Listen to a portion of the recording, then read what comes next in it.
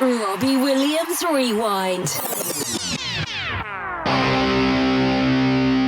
Welcome to Robbie Williams Rewind. We are the champions. I'm Matt. And I'm Lucy. And along with help from special guest fans, we take you on an in-depth rewind through the solo career of multi-award winning singer, songwriter and entertainer Robbie Williams. Today we're discussing Robbie's Christmas album, The Christmas Present. We're focusing on CD1 today, The Christmas Past. Mm-hmm. And our special guest fan is Sarah from Canada. Hello, Sarah. Hello. Hi. Hi. It's nice to meet you. Happy Christmas. Yeah, Merry Christmas, everyone. Yeah. Happy Christmas. We'll say it British style. Happy holidays. Yeah, no, Rob doesn't like happy holidays, because he said that before. So. But we can That's say kind that of like to the very else. politically correct. Happy holidays. Yeah. Yes. Yeah. Happy Christmas. So, Sarah, what made you a Robbie fan? Can you tell us? Ooh, I can. I remember it happened with puberty, if I'm being honest. I remember at one point I was about like a tween, 12, 13 years old, and I was into horses and Pokemon and Beanie Babies, and then something happened, and suddenly I was really into the film Moulin Rouge, and I fell for Ewan McGregor, who I know, Lucy, you're a big fan of also, totally and Nicole Kidman.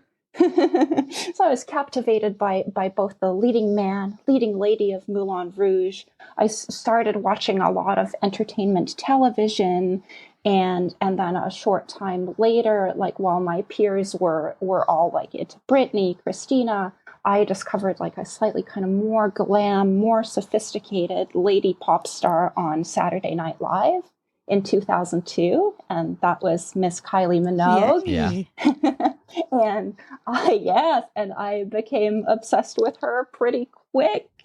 And so in my reading of various entertainment articles, at one point at the time, there was a rumor that Baz Luhrmann was going to compose a song for Nicole and Kylie to sing together. Oh. And that Nicole had previously, that never happened, but I was quite charmed by the idea of it happening. And the article mentioned that Nicole had a #1 hit on a Frank Sinatra song with a Robbie Williams. And now I knew of Robin Williams, of course. Yeah. He was funny. But Robbie. I'm very detail-oriented. I remembered the name. So it's not like I exactly went out to go buy Swing When You're Winning. Things kind of like kept rolling about a year or so later. Mm-hmm. My mom's best friend was this relatively young woman with a young child. Like she was a young mom, so she was still like kind of relatively hip and cool, and she listened to modern music, and she really loved the song Feel, which was beginning to take off, even over here on this side of the pond. Yeah. And, back in the day on your VCR, you would have like your Much Music, which is like the Canadian MTV, and she would record the top 10 list. Right.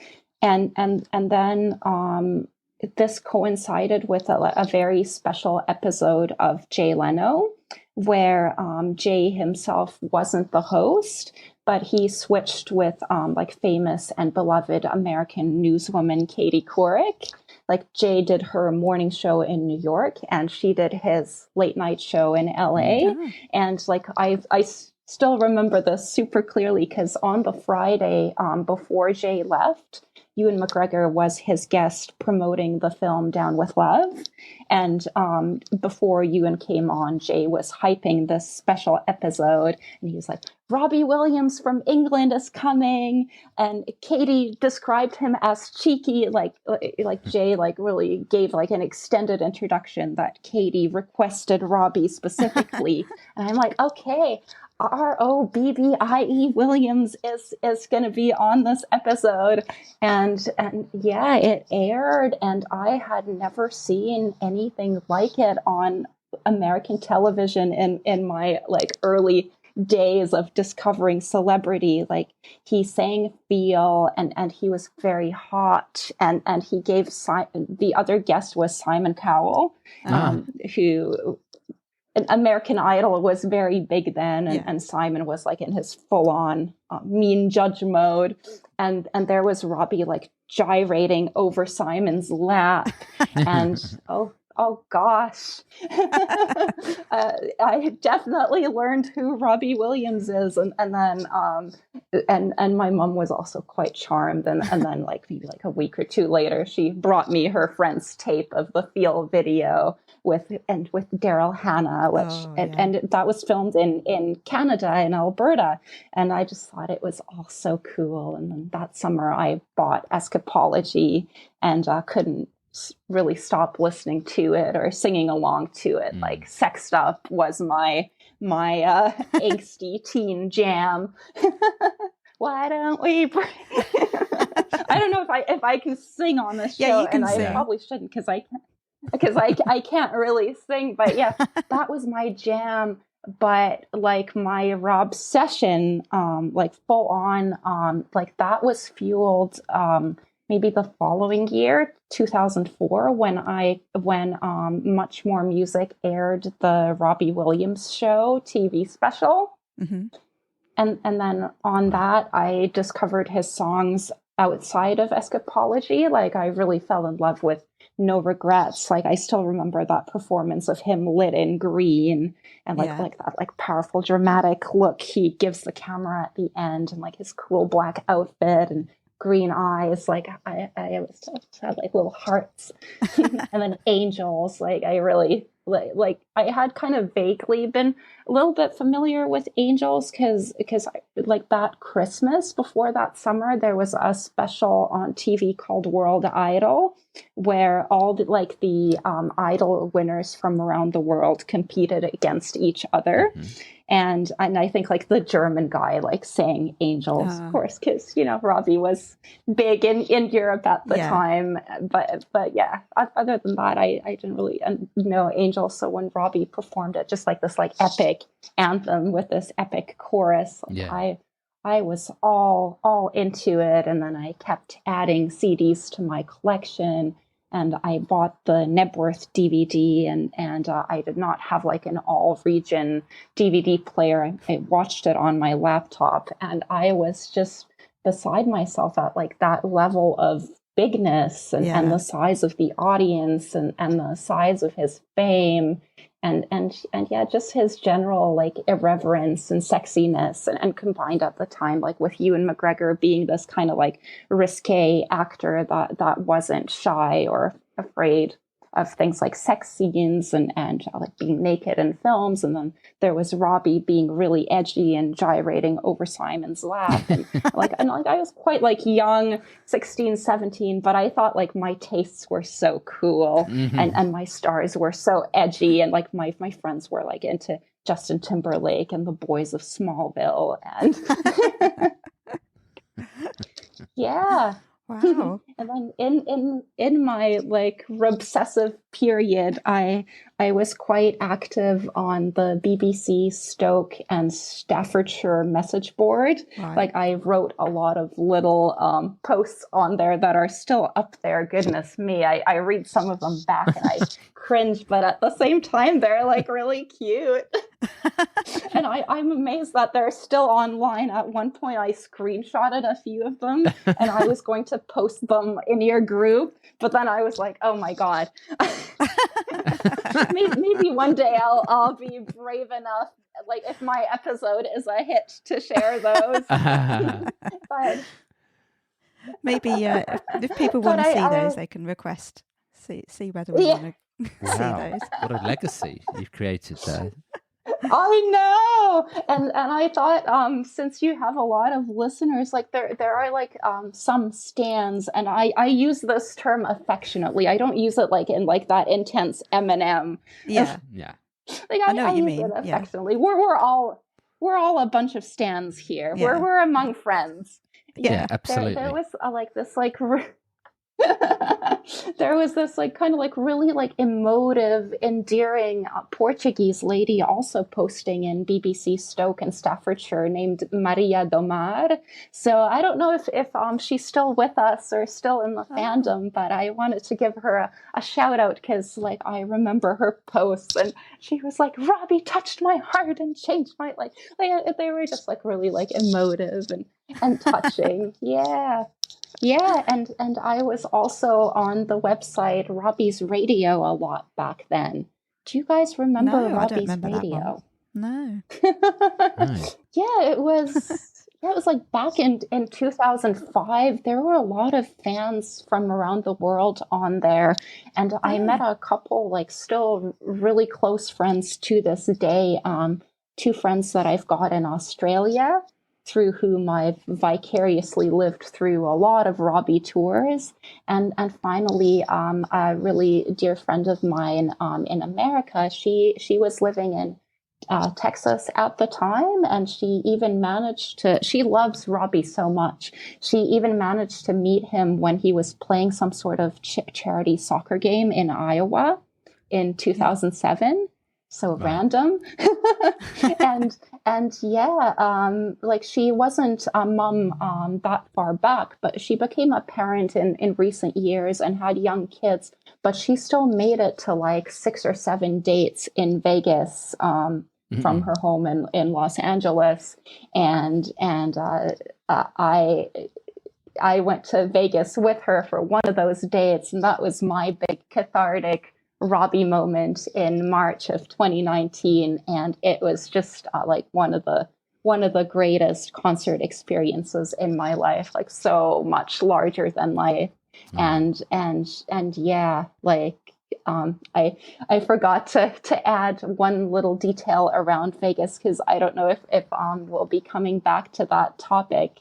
2 details actually. One of them was while my American friend went to the loo, to the bathroom, I totally recognized Jocelyn, and she was flanked by a few of the English fans, which I'm sure you guys know very, very well. And I recognized her like as though she had been Robbie or Ida. And I was so excited. Like, I follow you on Twitter. And like I love her so much. Like I've listened to all her episodes, and I hope that I'm at least a quarter as charming and as natural. But yeah, I just wanted to give her a shout out, because she's so cute in a Midwestern mom kind of way.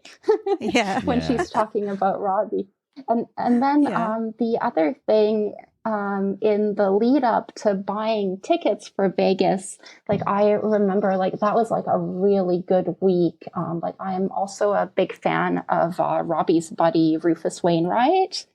Yeah. And he was doing like a really good tour in which like he decided to be a proper showman and have costumes and like really present himself. I don't want to be mean about him, but sometimes he's like a little sloppy, and even though he's a great artist, but yeah, this was like a big nostalgia show off of his album Poses from 2001. So I went to Seattle to go to that and had a great time. Yeah. And then like kind of leading up to my trip to Seattle for that show, my mom and I were watching the X Factor UK that Rob and Ida were judges on, and it was maybe like a week or 2 delayed in Canada. And like while I was in Seattle to see Rufus's lovely show, my mom was like, I watched the Halloween episode by myself.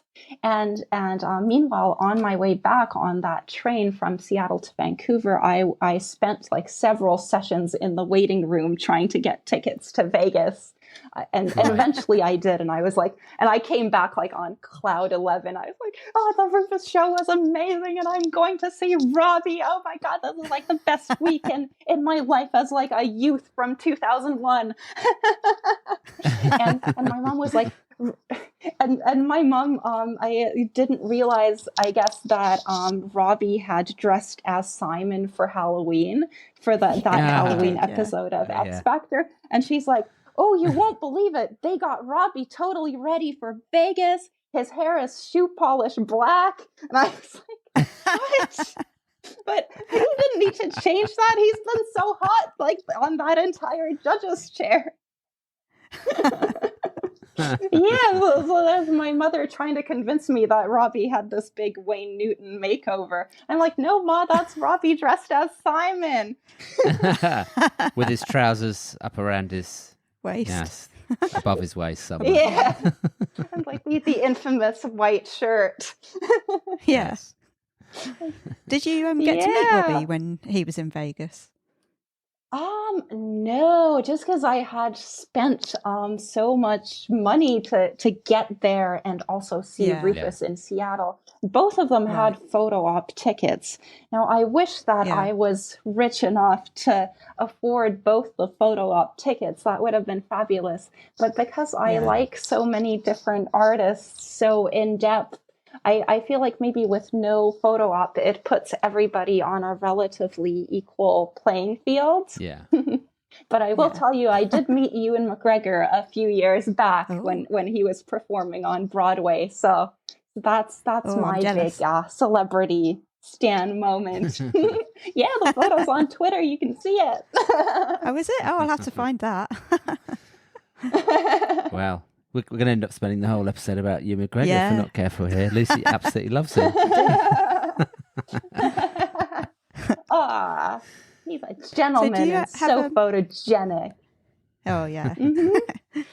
So do you have a favourite song by Robbie? I do, and I will give you 2 or 3 in different categories.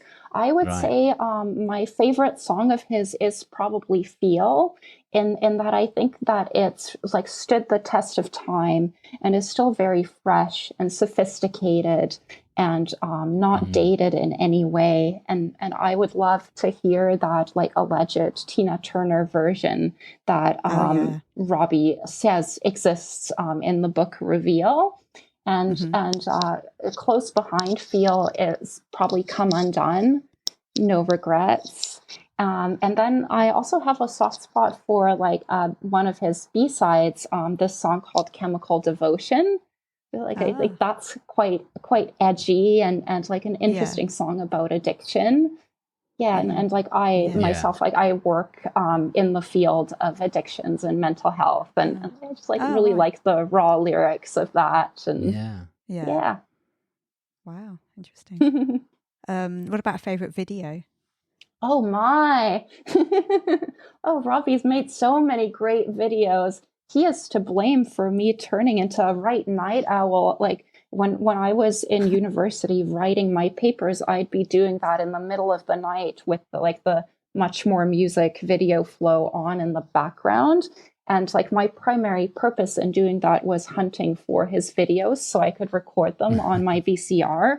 But like in doing that, I discovered like the rest of the music industry, including the gentleman I saw in Toronto last night, or the night before last night on the International Hour. And like I learned like all of like Canada's stars, all the world's stars. And on that note, my favorite Robbie video is probably, I would say, Rock DJ. Like when I classic. Told my friends that I liked Robbie Williams, they're like, "Oh my God, he made this video where like he takes his clothes off and he takes his skin off." They're like, "Oh, you have to see this." And yeah, I think like those special effects were like really cool and really realistic and like he's in great shape and what he does with those tiger pants. Yeah, yeah, but yeah, his videos as a whole, as a collection, there's lots of interesting visuals and like Feel, Come Undone, Something Stupid. And I suspect you've looked at the 4K or is it 8K version of Rock DJ, I'm assuming.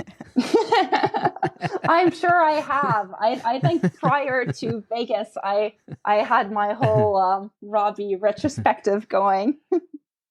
Yeah, you're right that video. I think we talked about it. We've talked about it a few times. It was Hollywood level special effects that you look at now and you just think, wow, it just does look incredible the way that they do it. It's very, and it very was like clever. a real prosthetic and not CGI, because I remember like Robbie in that one video where like he ran down the street like with wearing like just the muscles. Yeah. Yes. So do you have a best memory or moment, or would that be the one that you've already talked about? I would say that the Vegas show I went to was the ultimate culmination, and like it took 15 years for my dream to see Robbie to come true, and it came true in such a great, larger than life way. And usually when I go to concerts, I get dressed up in the spirit of the performer, and Vegas was like such a Robbie place to be, and like I wore this like leopard print blouse, like I was going to be like Versace Robbie that night, and like this like gold bar necklace underneath the collar, which like gave me more swag than typical, and I wore like this like really nice like velvet captain's jacket, sort of like he does in Go Gentle or Radio, and yeah, like the showgirls really liked my outfit, because if you guys remember those two like Let Me Entertain You video Robbie impersonators at the entrance.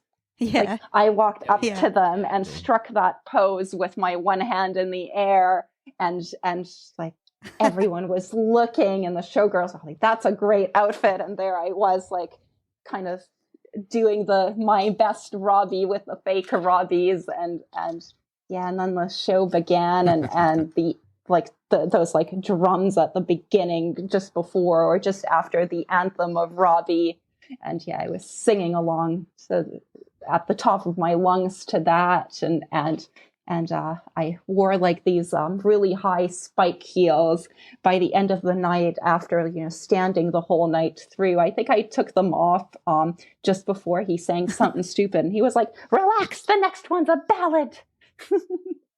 But yeah, I remember I really did my feet in that night, and my legs, but oh, my heart was so full, and I got some beautiful photographs, and like even though some of us fans in America were maybe a little disappointed that Robbie sang so few of his own original songs in that show, like I was still like grateful for every minute, and being able to see his big green eyes, and when he'd kind of lean into the banister, and it seemed like he would climb up, and he didn't quite get like as far up enough to where I was sitting. I think like it was in row O, like maybe like the 13th row or so. It was still so cool. Like I could like see his eyes, his forehead, like everything I remembered from those music videos. And it's like, it's Robbie Williams in America right there. Like, it blew my mind. And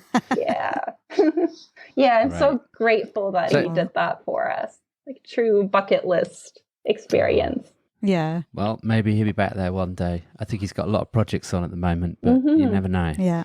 So I think you might have already covered this question, but maybe ask it in another way. What does Robbie mean to you? I think we have touched on it a little bit, but I will say, like, I like all of the contradictions and juxtapositions within him. Like he's both like quite a consummate performer, very in your face, very confident, really knows how to work a room, and then as a person, he comes off as like quite anxious and insecure, vulnerable. He doubts himself a lot.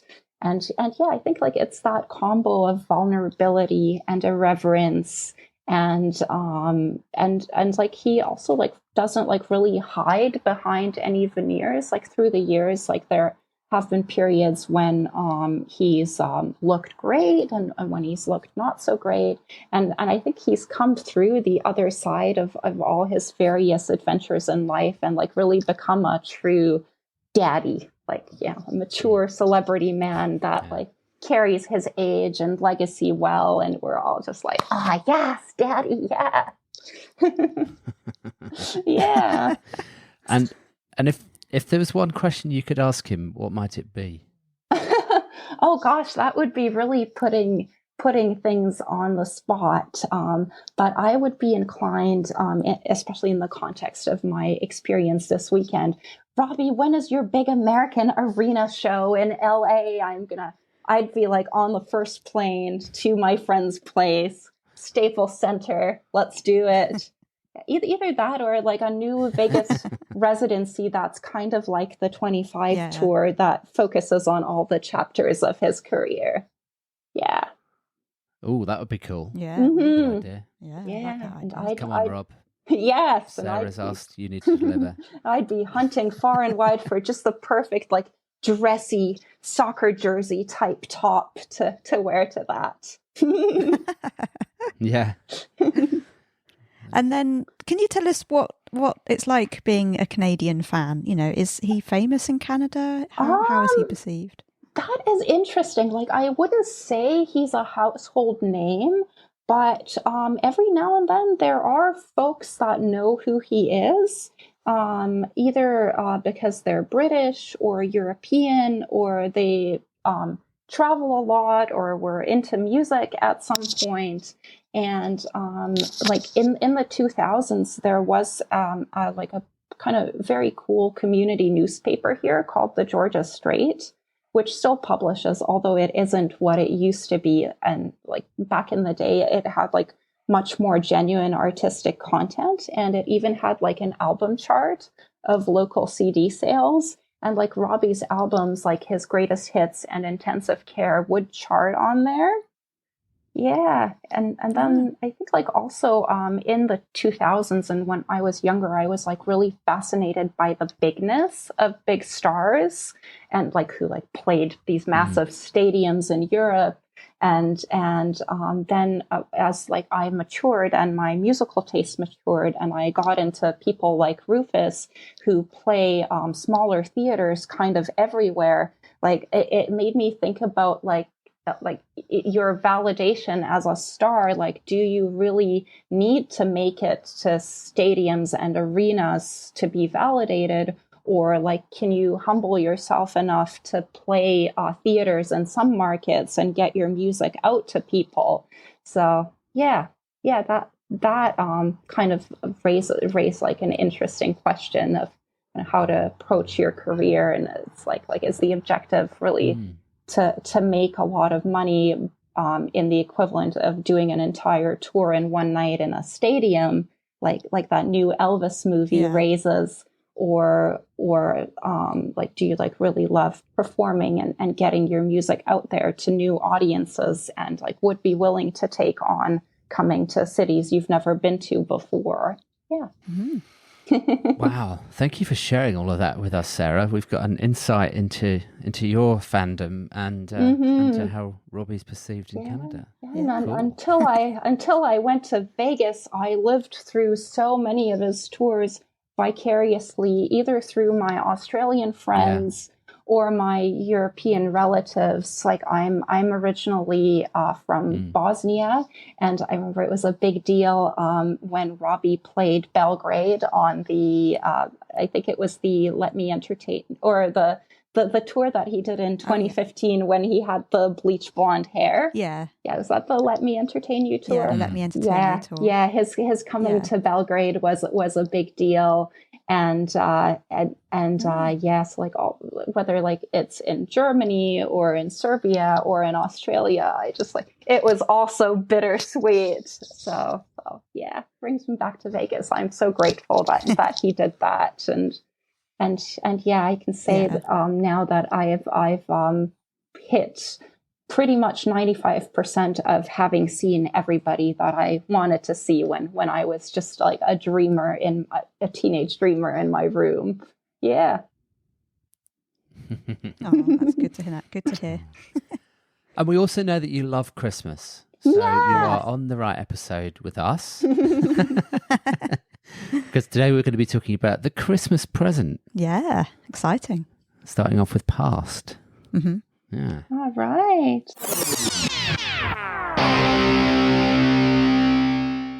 Hi, I'm Robbie Williams, and you're listening to Robbie Williams Rewind with the Champions. So, the Christmas Present was released on the 22nd of November 2019. The album was mainly produced by Guy and Richard Flack. It reached number 1 in the UK, Australia, Austria, Germany and Switzerland, number 2 in Italy and New Zealand, number 6 in the Netherlands and Hungary, number 7 in Belgium, Czech Republic and Ireland. It was the 5th best-selling album of 2019 in Austria and 12th in the UK. In 2020, it also charted at 12 in Austria and 27 in the UK and was the 11th best-selling album of 2020 in Germany. It even re-entered the chart again during Christmas 2021 in Austria and Germany. Wow. It has been certified platinum in Austria, gold in the UK, Germany and Switzerland. The Christmas Present hitting number 1 in the UK meant that Rob equalled Elvis's record of 13 number 1 albums as a solo artist. He said at the time, "It doesn't make any sense. I know it's true and it's remarkable that it's happened to me, but it can't compute. It becomes incredibly important that it happens again, because my identity is wrapped up in those statistics and being that guy. Like this time when it was number 1, the feeling was relief. It wasn't like clenched fist and I've just scored a goal. It was like, okay, next album's coming out. How do we get it to number 1?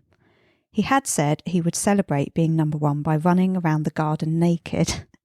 But I'm not sure that we ever saw evidence that he did that. Well, I never posted anything. No, I suspect he probably did, though. He just like running around naked, doesn't he? Yeah.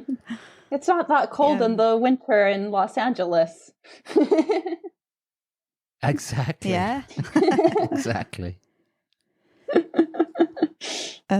He and his team must have initially panicked a bit as the album entered at number 2 behind Coldplay's new album. What a relief it jumped to number 1 the following week. But it was a competitive time with Robbie, Coldplay and Rod Stewart all releasing new albums.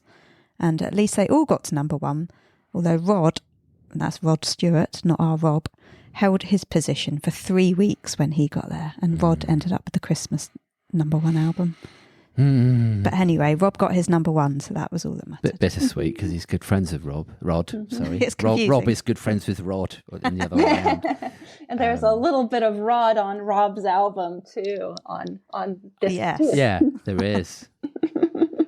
And I really like Coldplay as well, so it's like, oh. Yeah. Obviously allegiance with Rob, but you know. So Rob explained that he included cover versions on the album as the record company told him that people don't want new Christmas songs. Why they told him that, I do not know. I know. He'd spent 3 years writing 35 new songs, so he used the covers as a mechanism to get people to listen to the new ones. The album was split into 2 halves, the Christmas Past and the Christmas Future. A very clever play on words, considering the album is called The Christmas Present. And the artwork depicts a Charles Dickens era, which makes you think of Scrooge and A Christmas Carol. Yeah, the ghosts of Christmas past and Christmas future, is it? Yeah, present and future. Yeah. Rob joked he was going to call the album Acton Bublé, a play on U2's album Acton Baby, and in reference to Michael Bublé's monopoly on the Christmas music market, which Rob joked must end now. Obviously, he's Canadian, Michael. Yes. Yep. He's from the same suburb that I went to school in, like a very nice, Tony, wealthy part of it. And I believe he still has a home there, but I've never seen him out in public. But allegedly, he does still live here part of the time. I wish Robbie pitched Bublé a song called Achtung Bublé. I think that would have been really funny. Yeah. Yeah, it would. Well, Michael would love it. He's got a great sense of humour, Yeah. hasn't he? He would absolutely lap that up, I'm sure. Yeah. Maybe we'll see it on a special one day with them both. Yeah. That'd be great. Rob also said he wanted to cover Fairy Tale of New York with Britney Spears, but she declined as she was on hiatus. The cover art, direction and design was by the Creative Corporation and was inspired by A Christmas Carol by Dean Morrissey.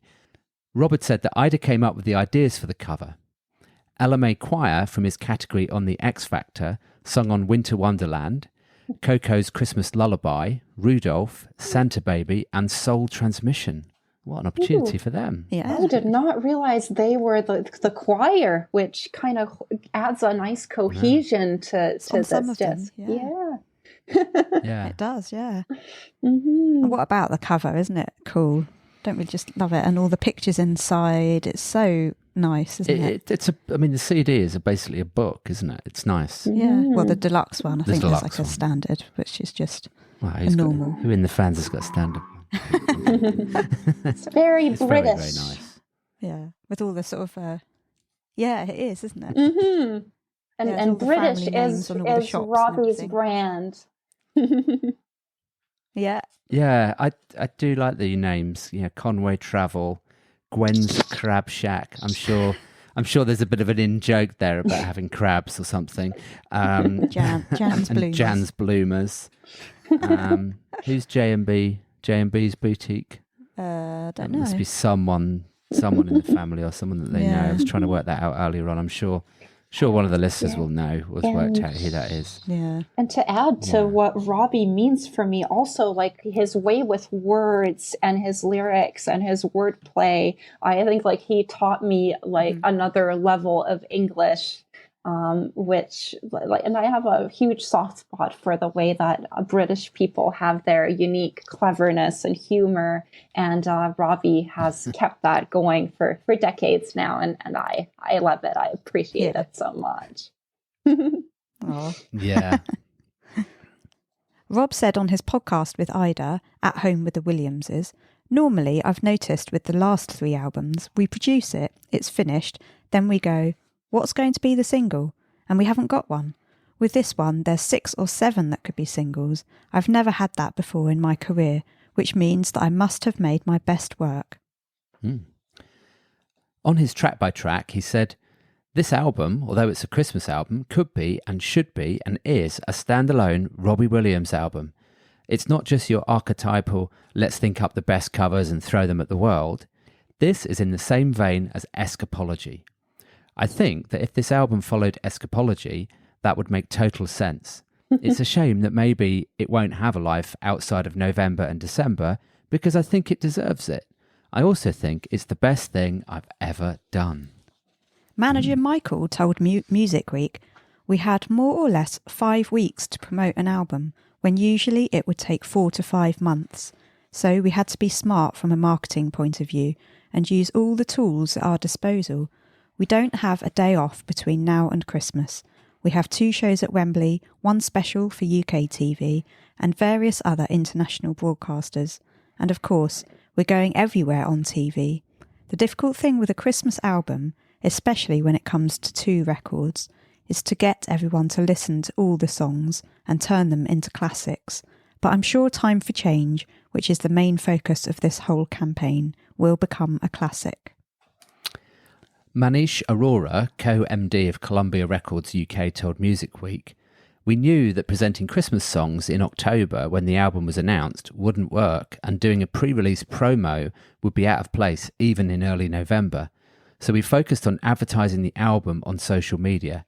The weekly posts allowed the fan base to get to know the album, while we decided to keep the single Time for Change for airplay in December.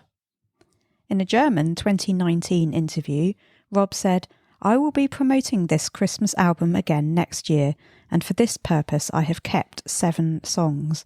I will not give up until it becomes a classic and will enter the charts in the following years as well. And maybe in 2020 I'll do a Christmas tour. Except obviously that never happened. No. Blooming COVID. The world closed for a couple of years. But we got Can't Stop Christmas. Yes, we got Can't Stop Christmas instead of whatever those other 7 songs were that he was thinking about. That, in my mind, is an irreverent classic of these past 2 crazy, unprecedented 2 years. Yes. Oh, yes. It is. Yes. And the video that goes with it. Yes. We'll come to that one. In the next episode. Oh, we're doing next that one. episode. Yeah. Yes, true. Yeah. It's more of a Christmas future song than a Christmas past, isn't it? Yes. Yes. Well, hopefully it's in the past now. Yeah, I was Well, going to yeah. say present, hopefully going into past. Yeah. And Yeah. Yes. may I just add one more thing related to your intro there? I find that when I listen to disc 1, it could almost be another Robbie like swing album. Like it's very like mature and sophisticated and chill. It's Christmas, but it's swing Robbie. And then disc 2 gives you like all the power ballads and all like the very British drinking songs. What is that Australian or British? What they call it, a piss up anthem? Have you guys heard that term? It's got all the piss up anthems and all the power ballads. Yeah, like the drink. No, I haven't heard that. maybe that's something like Aussies say. Term, no. Well, I've heard the term piss up. Not piss up anthems. I haven't heard Piss that. up anthems. Yeah, That's a like good way to describe them. Bad Sharon is one of those. Yeah, it Yeah, is. definitely. Definitely. Yeah, I was like, no wonder they gave me disc 1. They need somebody English to talk about disc 2 and all the subtleties of the infamous British party and drinking culture. Yes. Enemy's review said the original compositions are richer than the covers. There are a few lumps of coal here and there, yet this is a generous album that resembles a Christmas dinner with your family, sometimes a bit embarrassing, stodgy in places, and you'll be knackered by the end. But overall, a satisfying and fulfilling affair. Enemy can never just give a nice, straight, decent review. There's always got to be something backhanded or weird in it, hasn't there? Yeah, they like being I weird. want. But I think they said it was good. I think they said it was good. Yeah, I would love if Robbie does their column, the Does Rock and Roll Kill Brain Cells? I love that column on their website where they quiz musicians on their careers and then I think like James Blunt, like he maybe did relatively well. He got a 7 out of 10 and he's like, that's better than any score NME has given me in the history of my career. Yeah. Oh, James Blunt's funny. He's a comedian. He really is. Mm-hmm. Oh, if Twitter goes, I'm gonna miss his Twitter account. Oh yeah. Yeah. Oh yeah, he was joking about that. Yeah, he was like, the end of my Twitter career. This is the end of my Twitter career if Twitter goes on Monday. Yeah. So there we go then. So what did you think when this album was announced and released then? Very excited because he was talking about it, dropping hints for so long in chat and stuff. And I can remember telling him to go and listen to the New Kids on the Block Christmas album for inspiration as a joke. He laughed. He said he would check it out, but I asked him another time and he said he never did. Secretly It's did. very different to what he's produced. But yeah, it's just great to have new Christmas songs. We need them. We don't have to listen to the same ones every time, do we? No, we don't. What did you think, Sarah, when it was announced and when it came out? I was excited to listen to it, of course, and I like Christmas, and I find like when I listen to the originals, I find them quite good and clever and well thought out. That I almost think like all these classic chestnuts weren't really necessary, and that it was maybe one disc of all originals. But at the same time, I understand wanting to incorporate the classics, and we'll get into those more as we go track by track. Yeah. Yeah, it's a good point actually about the classics. I think there's an expectation sometimes when you get a big star like Robbie doing a Christmas album that you have to sing songs that people know. Yeah. And I could see what the record company were were saying. I think they were wrong saying people don't want new Christmas songs, because that's not true. I do. And I think there are people that do. Every now and then, like a technically new Christmas song does become a pop classic, like pretty quickly. Like, for example, when Justin Bieber made Mistletoe, like that's like still, something on the radio that's relatively new. I don't know it. It's from, bad example. But yeah. Yeah, I think I can imagine it is big deserved. in Canada, though. It's like really cute. It's like from when Bieber was a lot younger. Maybe it came out in 2011. Oh, okay. It's kind of like a little bit R&B pop. I think it was right on the record company right for the record company to do it, because it endears him to a generation and a group of people who aren't necessarily fans. And I think when they hear the classics, they're like, "Ooh!" It's just a norm for the artist to cover the classics when they do something like that. So I think it was clever on their part to split it. Obviously, we would have bought it whatever happened, but I was really excited about when this album came out. I mean, I love Christmas, but I don't really like hearing. Certainly in the UK, when you put the radio or the TV on at Christmas, it's sort of like the same 20 songs that seem to cycle around, maybe one or two additional ones. And it's not that they aren't classics. They're great songs. I love hearing Mariah Carey. But, after a while, you're like, let's have something else, please. And I think when it first came out, we both said to each other, new Christmas music. But then we realised, of course, that's all we would play every Christmas forevermore, which is fine. We do hear some other things as well. So, but yeah, it's nice that he's brought us some new, fresh material. We always like it when Rob brings us new stuff. Yeah. Should we talk about the first song? Yeah. Winter Wonderland. Lyrics by Richard Smith, music by Felix Bernard. Winter Wonderland has been covered by over 200 different artists. Richard was inspired after seeing Honesdale, Pennsylvania, covered in snow. He wrote the lyrics while being treated for TB in the sanitarium. It was originally recorded in 1934 by Richard Himber. Guy Lombardo's version was one of the biggest hits of 1934. Johnny Mercer reached number 4 on the Billboard charts with it in 1946. Rob's favourite, Dean Martin, covered it in 1957. In 2007, the American Society of Composers, Authors and Publishers listed it as one of the most played ASCAP member-written holiday song of the previous 5 years, with the Eurythmics' 1987 version cited as one of the most often played.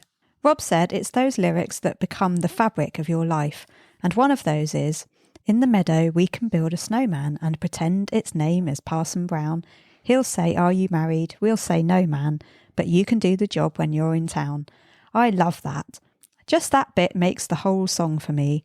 I think that a good Christmas song is a time machine, like that aftershave that you smell on somebody from the 90s, and you're instantly transported to a time that you can't quite remember, but you know that you had an amazing time. Sarah, what do you think of Winter Wonderland? I really like the soft choir intro. I think that sets Robbie's version apart from those 200 other ones.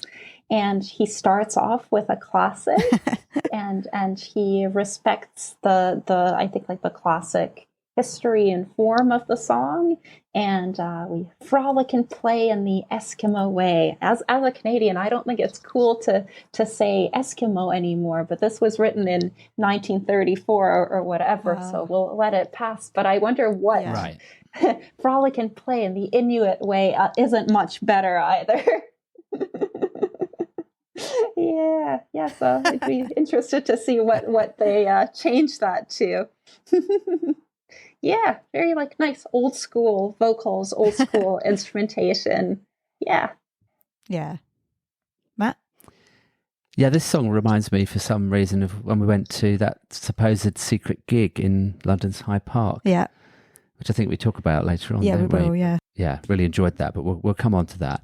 And I just can't believe this has been covered. Well, I can believe, but it's incredible that it's been covered by 200 different artists. Yeah. It's obviously got that old feel to it. right from the beginning, but it's kind of timeless at the same time. And it brings thoughts of just strolling through beautiful forest with snow, you know, crunching along. Yeah, and it's perfect for Rob's voice. For some reason, I'm not sure. I don't know why this is, because it's not that I dislike it. I'm just not sure it should have been the first track on the album. But hey ho. I put that it set the album up quite nicely. I think so too. Yeah, it does. Because it's a well-known. Classic appetizer. It Sort does. of draws people in. And Kylie... I might have chose a different one to start, that's all. Right. Kylie opens her Christmas album with this song also. Oh, I hadn't even noticed that. Yeah. That's interesting. I think it's really, you know, he's got a great voice, and obviously it's kind of a swing style, which it suits him, and it makes you wonder why he never did a Christmas album before, because Christmas is swing, which is Robbie. You know, why has we not had this before? I think I'm not sure he was confident to do it before. I think doing Christmas can sometimes seem cliche. Yeah, that's true. And obviously Rob has always been cool, and I know he's cooler about being cool now. Sort of, you know what I mean? He's not like, how do I describe it? He's happy to be Mr. Entertainment. Yeah, he's more authentic and doesn't really care what people think too much anymore. But I think there's a label which comes with doing Christmas stuff that Michael Bublé label. Yeah, but I think he's managed to pull it off and not that's not happened. Do you know what I mean? Yeah, because it had critical acclaim. So yeah. Should we go on to the next song? Yes. Yeah. This is Merry Christmas, Everybody with Jamie Cullum. It was written by Slade members lead singer Neville Holder, aka Noddy, and bassist Jim Lear. It was originally released as a non-album single in 1973. It sold 1 million copies, was Christmas #1 in the UK, and it stayed in the chart for 9 weeks, until February 1974, when Rob was born. So Christmas track went all the way into February. Yeah. Cool. Released every decade since, it was certified double platinum in 2021. The song is virtually never played in the US, apparently, having not been released as a single there since 1973. Noddy, of course, also introduced some of the At Home with the Williamses podcast. And I just listened to the one from 2020 when Rob was interviewing Noddy Holder. Oh, yeah. It was a really cool interview, actually. Because Yeah. he asked him all about what it was like to have this hit and Yeah. how big it was. Yeah. So, yeah. Rob said, "Me and Jamie were both excited to be singing with each other. I'm a big fan of his. We did it in the same room. The most exciting thing about working with him was realising we had great chemistry. There's a magic that was created that day because we were in the studio together." About the song, he explained, "It's just intoxicating.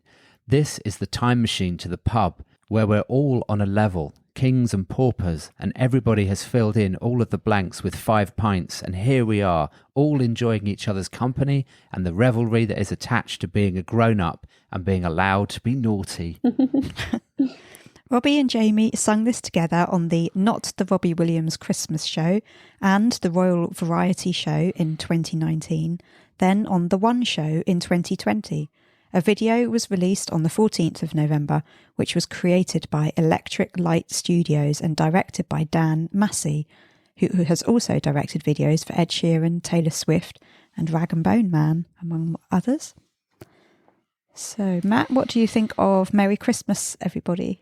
Well, isn't this just the absolute Christmas song? Yeah. For me, it is anyway. I mean, Sarah, you may not hear it as much as we do. You may hear it in Canada, but you may not hear it as much as we do. I mean, literally, it's one of those songs which is just so utterly connected with Christmas. You just, yeah, it's part of Christmas. And I remember it being played nearly every single Christmas party I've been to. And I've got fond memories of this because it goes back to when I was young. When I used to go to my dad's company's Christmas party for kids, and they'd have this yearly Christmas party, and I always remember that song being played, and it was always played just before Santa Claus came out and gave us the presents. So we'd have this disco and everybody be running around eating food and playing games, and then suddenly that song would come on and it'd be like, this is Father Christmas is coming in. So and of course this is a swing version of it, which is great with Jamie. I do like Jamie, actually. I like his music.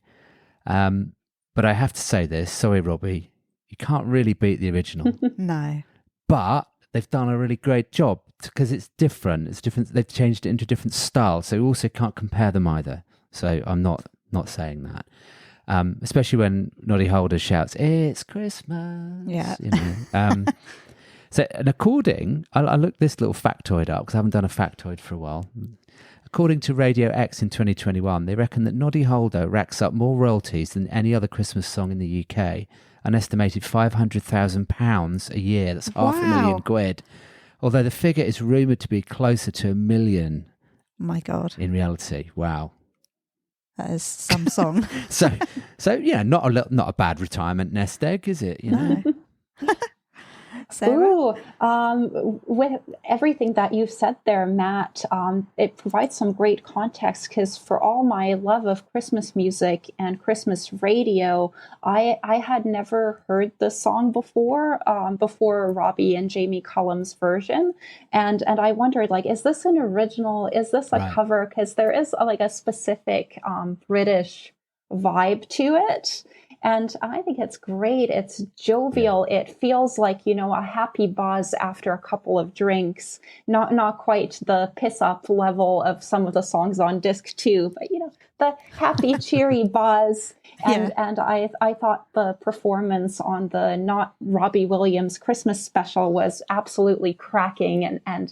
And I like Jamie Cullum too, and he's very virtuosic, but also very funny and very energetic. And I liked, I can't remember who straddled who, but I liked I think it was when Robbie straddled Jamie from behind on the piano seat.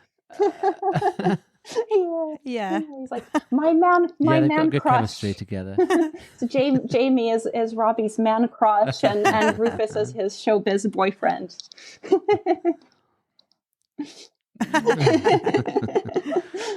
What do you think, Lucy? It's got more oomph than Winter Wonderland, this song. It's sort of when it starts, it's like a really big song, isn't it? It's a big intro. When the album really comes alive. I think their voices go really well together. Yeah, it does, doesn't it? Mm-hmm. Yeah.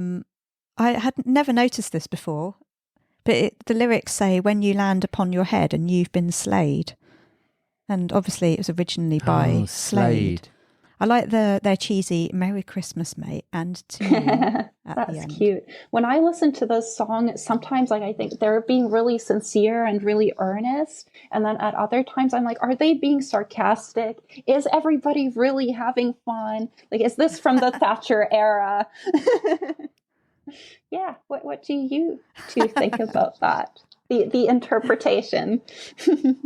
I think they're genuinely having fun. Yeah.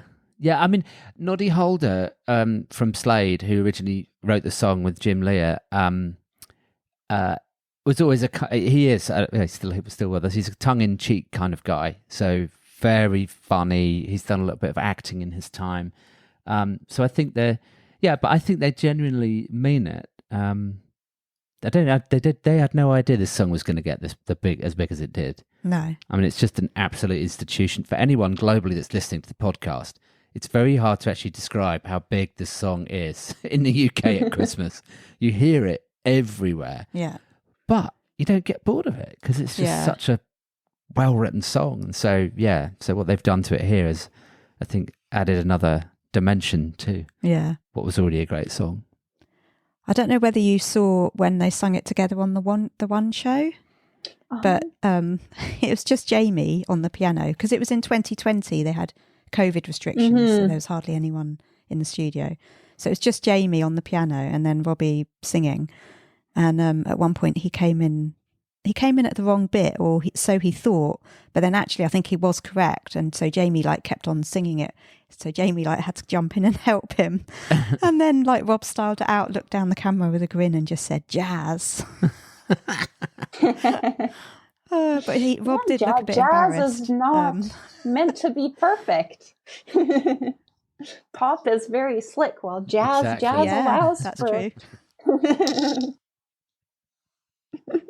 Yeah, no, definite highlight on the album, this song. I mean, for us, it's a cover, isn't it? So we kind of, like, in my head, it's a cover. So I'm like, oh, I'll just skip that one sometimes. I can't listen to it without hearing the original banging away in my head. So I listen to it and I hear two lots of music. It's just that ingrained. Yeah. Whereas to me, it feels totally to hear it fresh. from Sarah's point of view. Yeah. Yes. Exactly. Yeah. So that's interesting. I love what they've done with it. I think that sort of slowed down style really works. Yeah, it's clever.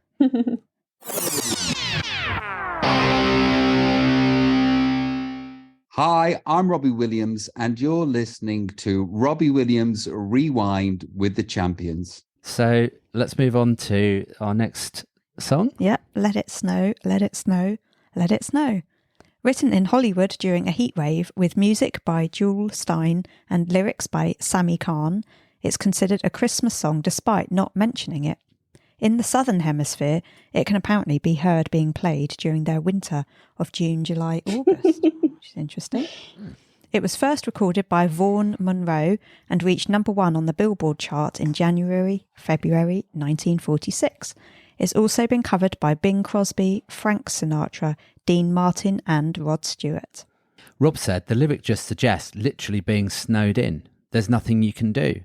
You've had everything taken away from you from the outside, and all you've got to do is be cosy and warm inside. Once again, a magical time machine to euphoric recall land. Do you like this one, Matt? I do. It's a beautiful song. Rob's voice works perfectly on it. It has a happy, jolly melody that just kind of carries you along with it, like you're just bouncing along with it. And, in the UK, a lot of people want it to snow. You wouldn't believe that, Sarah. But, but then when we do get a lot of snow, the country just absolutely grinds to a halt and we can't really cope with it. So, people wish for it to snow and then we can't do anything. That happens here too, and the rest of Canada. Does that happen in Canada? Well, in my part of Canada, the climate is famously milder than on the other side of the Rocky Mountains. And just like in England, the occasional time that we get a serious snowfall, traffic snarls and the rest of the country mercilessly makes fun of us. So I can relate to you, absolutely. Right. Oh, okay. I think it's a classic Christmas song. It's another swing-esque, old-fashioned song, so obviously he's going to be good at it. Yes. Yeah. I'm sure he loved covering a song that so many of his favourites have recorded as well. I listened to a couple of different versions. I noted that this one is quite similar to Dean Martin's version with the strings and the flutes. So he probably, as Dean is his favourite, I guess that's why he went for that sort of style of this song. Sarah, do you like it? I think Robbie, like you said, stays pretty close to how the song is known to sound, relative to the Dean Martin version, and he's in classy crooner mode. But I always find, also to touch on what you and Matt were saying earlier, whenever, and I let me preface this by saying I did not know that this song was written in Los Angeles during a heat wave, but I always find it kind of amusing when singers from non-snowy places like Robbie and Kylie sing this song, because I know in my heart of hearts, those two have never been in the snow. Whereas when I listen to Rufus and his family from Montreal do their Christmas special all bundled up to the gills, it's like, okay, these are snow people. These guys are portraying characters.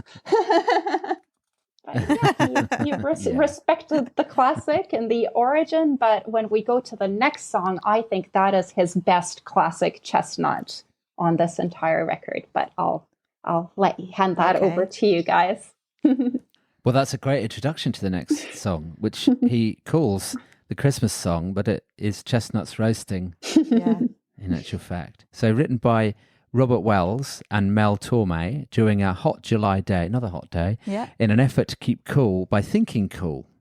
Torme recalled, I saw a pad on Robert's piano with 4 lines written in pencil. They started, chestnuts roasting, Jack Frost nipping, Yuletide carols, folks dressed up like Eskimos. Bob didn't think he was writing a song lyric. He said he thought if he could immerse himself in winter, he could cool off. 40 minutes later, that song was written. Nat King Cole Trio covered it in 1946 and again in 1953 and in 1961. The definitive version is generally regarded as the 1961 version. In 2022, that recording was selected by the Library of Congress for preservation in the US National Recording Registry as being culturally, historically, or aesthetically significant. It's the most performed Christmas song according to the BMI. I think that's the British Music Institute, isn't it? Mm-hmm. Rob said, you hear these songs all your life. You think you know them. And that was a song that was more difficult to sing because I didn't know it back to front, which shocked me. I sang it through a few times and considered giving up on it, but I'm glad we didn't. I had to have Nat King Cole give me the guide vocal underneath. And of course, he's Nat King Cole and I'm me. So when I'm singing over the top of it, well, you know what people say. I saw him and I felt like giving up. Well, I heard him and I felt like giving up. I had to do it without him in the end.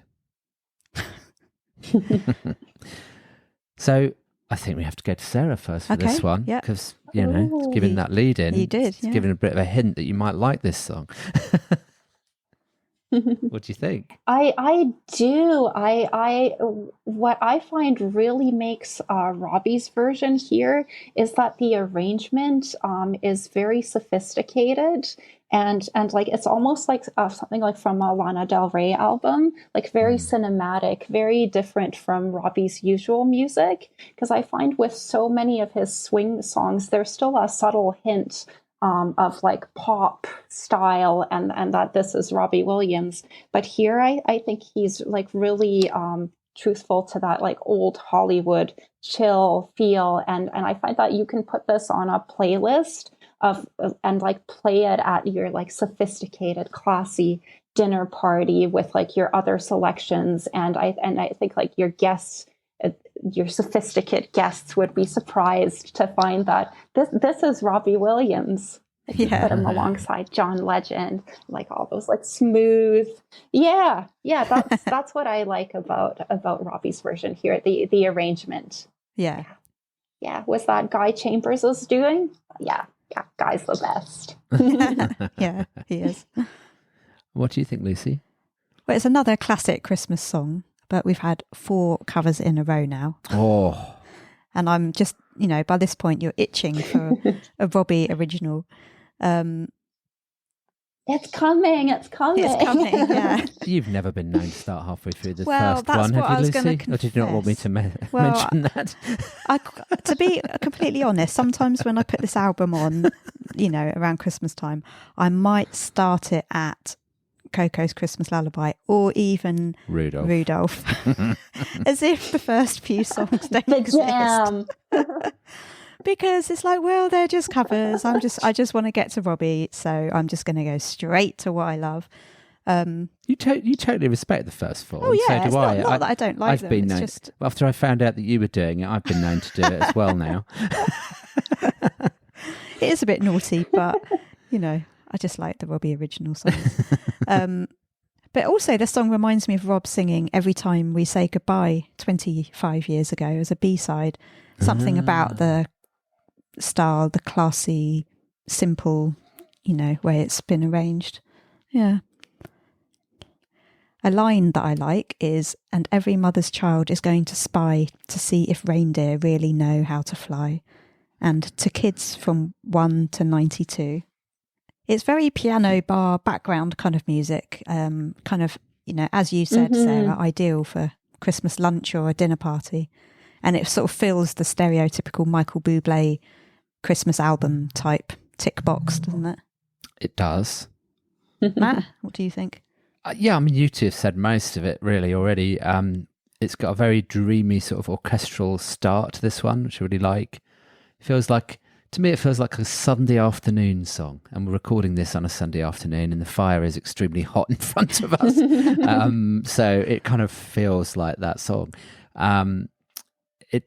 It is a lovely song, but it's one of those, I think you have to go careful because it might actually just send you off to sleep. It's like so, I mean, in a nice way. I don't mean in a negative way. It's just it's so dreamy and so sort of, Yeah. you know what I mean? It's got a bit of a hypnotic effect over me, I think, when I listen to that one.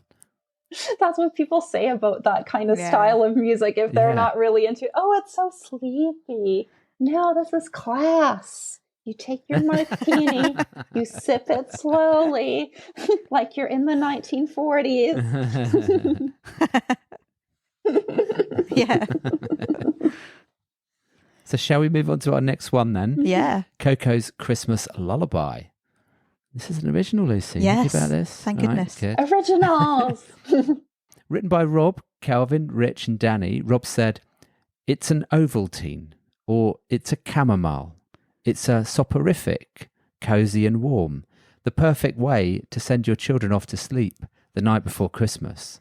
The song existed, the boys wrote it, Calv, Danny and Rich, and I heard it and just thought, this is a dream. He told the BBC, I'm very proud when my boys, my friends from Stoke and me, get to write something that's going to exist on a record, that's going to be successful, fingers crossed. I love that people are saying, I can't remember that one. Who originally sung that one? And it's like, no, nobody originally sung that. We wrote that, and it's from Stoke. Good old Calvin, Rich and Danny. Yes. If you haven't listened to their episode, definitely go back and listen to that one. Yeah. Anyone that's listening, it's a classic. Yeah. So who wants to go first? Do you want to go first on this one, Liz? Yeah, it sounds like a classic Christmas song, this. You know, it does sound as though it's from the sort of 40s or 50s, I think. It's perfect for this half of the album. And they're so good at writing these types of songs, those brothers. It's got a beautiful sentiment. If you've been good, then Santa knows. Just keep those eyes closed. It's just cute. You can just picture it, can't you, actually, Rob singing it to Coco. Yeah. Yeah. And now Bo, probably. I like it when the choir comes in, and obviously a children's choir is very Christmas. Oh, yeah. And I like the plucking strings. I don't know whether you noticed that, but there's like strings sort of plucking. I quite like that. So yeah, that's a sweet song for his second daughter. It is. Matt? It's a really, really lovely lullaby. And I think it's special that it's been written for Coco. Obviously, he likes, writing songs for his kids. I just got about 40, so, the kids deserve a few as well. Yeah. I love the kids singing on it as well. Like you say, that just sounds just perfect. It's really clever lyrics. You can tell that Calvin, Rich and Danny are involved. Yeah. Just that cleverness is in the lyrics. Whisper soft and drift away. Soon it will be Christmas Day. For now, just dream sweet and sleep tight. And the child's voice repeating the last line. For now, just dream sweet and sleep tight. Very boom, nice. Boom, boom. Look, it goes. Sarah? I think the song is also super sweet and really beautiful. And I like how in the first few lines, it almost sounds like Robbie is making it up on the spot, as I'm sure like some parents have done with their improvised lullabies. But then after those first few lines, like it really like turns into a professional song. And when he sings in the chorus, softly sleeps the silent night, his voice is really beautiful in that. And yeah. I too wondered if that's Teddy at the end there.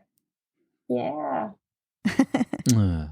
Yes. Mm-hmm. Yeah, it's really nice. Mm-hmm. That It's a lovely children's choir sweet song. outro. Cool. Yeah, and I also thought it was Teddy at the end of that, but it's actually soloist Mia McLaughlin from the Sylvia Young Theatre School. Yes. Yeah. Great performance. Very Yeah. good. Now, I think we should move on to the next song, which is Rudolph. Yeah. So this is the first track on the... Oh, no, it's not. where you like to start. Oh, sorry. This is Lucy didn't get that to begin with. this is sort of track one. Yeah. No. We love the others. This was written by Rob, Calvin, Rich, and Danny, and it contains elements from the tune to the 1965 TV show The Adventures of Robinson Crusoe by Robert Mellon and Gian Piero Reverberi, and Carol of the Bells by Ukrainian composer Mykola Leontovich. Carol of the Bells is based on a Ukrainian folk chant. Rob said the owners of the Robinson Crusoe theme were paid handsomely for providing that sample. He also said, I think the big trick about writing Christmas songs is writing songs that you think you've heard before. And quite literally in Rudolph, there are elements of songs that you have heard before. La, la, la, la. I don't want to sing it. Carol of the Bells is out of publishing, which is... Come on. That wasn't in tune either. It's out of publishing, which is great. And there's the music from the Robinson Crusoe TV series, which is just a beautiful piece of music, which unfortunately is still in publishing. So we combined the two and decided to write about Father Christmas and Rudolph. And I quite like the fact that I've managed to rhyme down at Cannes in Kazakhstan, somewhere else, and Isle of Man. I don't think Kazakhstan and Isle of Man have been rhymed before. No, I doubt it. I'm pretty sure you couldn't have two places further apart in terms of everything. Yes. It's a very Robbie touch. Yeah. Yeah. And for those of you that have listened to the Calvin, Danny and Rich episode, I think, Lucy, you asked Rich about this. I asked them whose idea it was to use those two themes. And it was Rich. Yeah. So we spoke to Rich, who said he had the idea for this track, and Calvin said it shouldn't have worked, and it did. You know, bringing those two things together just sounds amazing, and really, really works. Yeah. Yeah, and to Japan, Isle of Man, down to Cannes and Kazakhstan, just love that lyric. I meet myself coming back. Now I'm going faster than fast. I go back to the past. I go back to the past. That's brilliant. So you're going so fast, you meet yourself and go back to the past. Yeah. Clever. Sarah? Oh, this is my favorite song on maybe the whole thing, and definitely on disc one. And like I too recognize the Carol of the Bells backing track, the follow, like that's great. And I love his vocal delivery. Like it's like very like modern, and it's kind of, I don't know, like it's like a bit R&B. Like it's very cool, and sexy, and I think like Robbie, I think of him as like he gets his sexy Santa on in this song, and I love that little verse about Mrs. Claus. Sexy Santa. Yeah. I wish like this song got more love and a video and like the whole deal, and became sort of his flagship Christmas single. Humorous and sassy and sexy and yeah, I don't think I've like heard him like sing much in that R&B style, maybe other than Revolution. But yeah, it sounds good on him. And then there's those boy bandish whoa. Yeah. You're right. It does deserve more. Totally agree. And that's what I said to Rich, that it should have been the single. Yeah, it should. That's what I think. It should have been the single. I do like Time for Change, but there's something so special about this song. It's just stunning. It's so Christmassy. As I said, this is where the album starts for me. And I know Rob said that Ida, Teddy and Charlie wanted this to be the first single too. You should have listened and to I even got them. a message from... He should have listened. I even got a message from my old neighbour from when I was growing up, saying that he'd heard this on local radio and that he'd loved it so much that they decided to put the album on in the house, and they'd had the album on repeat ever since. Yeah. That Christmas. So, you know, it obviously caught his attention too. Converted them. Yeah. I just love the la la la la's and the melody of the Robinson Crusoe theme. I listened to the actual TV theme on YouTube, and Rob's vocals do actually kind of follow the melody of that as well. It's just brilliant. Everything about the song is brilliant. The choir, the production, Rob's voice, bells, strings. It's got everything. And the lyrics, I like that line that you like as well, Matt, the I meet myself coming back, that line. Yeah. And also, down the flutes, in my boots, now I'm covered in soot, Mrs. Claus will go mad. And like you said, Sarah, why, we just needed a video of all of that. And, it would have and been I so think good. like Robbie would have done it like in a really like humorous, sassy, sexy way. And Yeah. like I can picture it in my head. Like he'd probably be wearing some crazy onesie or like even like a thong. Yeah, they could tell the whole story. Yeah. I sort of envisage him as being like Father Christmas coming down the chimney and being on his sleigh and stuff. I don't know how Rich ever had the idea to put those two songs together, but he's got to be a genius. And I think Rudolph is also sort of a nice companion piece. Do you guys remember Walk This Sleigh, which was like very like 90s hip hop inspired? Yeah. Yeah. Yeah. I think Rob said, because someone asked him, why didn't you include Walk This Sleigh on the album? And he replied something like, Because it's crap. Because it's crap. I listened to our episode with Yeah. Katie the other day. Oh, yeah. And I think it was in that one. Yeah. Yeah. Maybe a little underdeveloped, but it's not He said crap. that. It has some great references. And No, it's not crap. It's not crap. And Rich actually said that was his favourite Robbie song, if you remember, when we asked them what their favourite Robbie songs were. Yeah. Rich said, that one that with the mana bits in it, which is obviously Walk This Sleigh, that I couldn't remember the name of at that precise time. But anyway, Rudolph is top. Yes. We love it. Our jam. Right, the next song is Yeah, It's Christmas. Written by Rob, Kelvin, Rich and Scott Ralph. Rob said, it's a song about being a curmudgeon or a Scrooge at Christmas. It's like the other side of the nice and warm and at home with friends sort of vibe. It's a curmudgeon's Christmas. But even in this song, at the end, the curmudgeon warms to the idea. Do you like this one? What's a curmudgeon? It's like the Grinch, basically. A grumpy person. Yeah. I wouldn't know because I'm not one of those. So. I really love the reality in this one. It's just a very frank and honest Christmas tune. But the turkeys burn and those are arguments. The folks you see but once a year. But all I get is socks and bills to pay. And the TV's on, but it's on repeat. Oh, we're in debt, but there's a year to pay.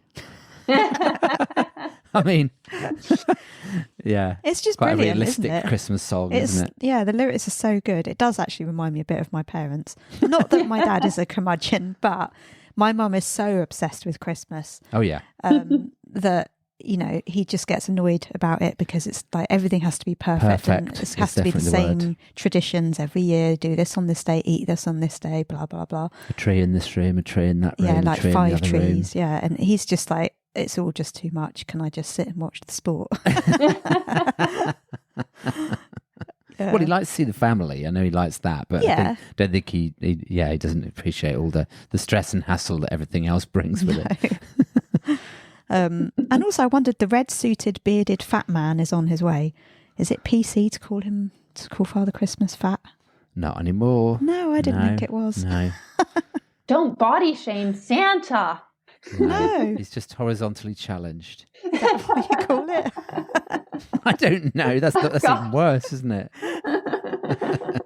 Yeah, no body shaming Santa. Santa can do what he wants. But it's a funky kind of song, and I like the bass and the sound of the instruments. It's quite jazzy. Yeah. And in the instruments it says there's a vibraphone, which is like a xylophone, and Celeste, which is like an organ. And they're both played by Scott Ralph, who wrote the song with Rob. Yeah. Sarah, what do you think? I think it'll be funny if I just literally read you my notes Okay. for this song. I wrote honest Christmas song, burnt food, bills, LOL, TV on repeat. That's so true. And then I wrote curmudgeonly /jaded but not quite Grinchy. And then I also wrote swing intro, thumbs up to the swing intro. Yeah. I think it's quite curmudgeonly and jaded, but not quite Grinch level. Yeah. It's keeping it real all around. Yeah. I often wonder what Ida might think about this one, because she's another, like, you know, she's just loves Christmas, and they talk about it a lot on their Christmas podcasts, how everything has to be incredibly perfect. And he said that they had the brightest lights on the street when she moved in with him that time. She was like, no, we had second brightest. And so I wonder what she thinks when he writes a very realistic Christmas song, because not everybody's Christmas is as idyllic as they might want it to be. Let's face it. What I love about Ida, Robbie's wife, is like on the surface, she seems kind of like very typically LA, but kind of like in depth, she's like kind of like you're very like sophisticated Beverly Hills raised, and I mean this in a nice way, princess. Yeah. Like she knows foreign languages, and she knows the finer things in life and values them. Like I think like there's more depth to Ida than people realize. Oh, definitely. She's like a real Beverly Hills princess, and in the nicest of ways. Also, I noted at the end of this song, there's like, it sounds sort of like jingle bells slowed right down. And it also reminded me of the trumpets at the end of, is it Stop the Cavalry by Jonah Louie from 1980. There's something about the end of this song that just reminds me of that song. I don't know why. Just sort of the vibe of it. Just, random. Cool. So should we move on then? Yeah, It's a Wonderful Life, written by Rob, Kelvin, Rich and Danny again. Rob said, it's another one from Stoke-on-Trent. I sent it to Hugh Jackman, who loved it, and he said, I've not heard this one before. Who originally recorded it? Which made me proud. It was like, no, it's brand new. I get to sing with my father on this record, and he does a great job. There's a bit in it that's wonderfully narcissistic, and it says, who's the Christmas number one? It's me. That makes me laugh every time I hear it. It's a lovely tune. Pete said, the song came about by a quick phone call from him. He said, I've just written a song. What do you think of this? He sang it to me on the phone to start with. He said, I'll send you the track. It sounds catchy. Do you fancy singing it with me? I said, of course I do. I'll sing anything with him. I'd sing Three Blind Mice if he asked me to. They sung it together on the Not the Robbie Williams Christmas show and the 2 Wembley concerts. Sarah, do you like It's a Wonderful Life? Oh, I like it very much. And I want to say that Robbie's father, Pete, is so natural in the swing genre, and Robbie is right in his pocket. So I like how kind of Pete sets the pace and the genre. And Robbie's dad kind of reminds me, there's another singer that I like a lot, the Italian female singer Laura Pausini. Like, she's also a really, really big star globally.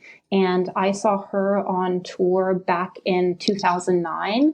And at the time, she had this song out with Charles Aznavour, like the famous French crooner. And when I saw her on tour, she had her father with her.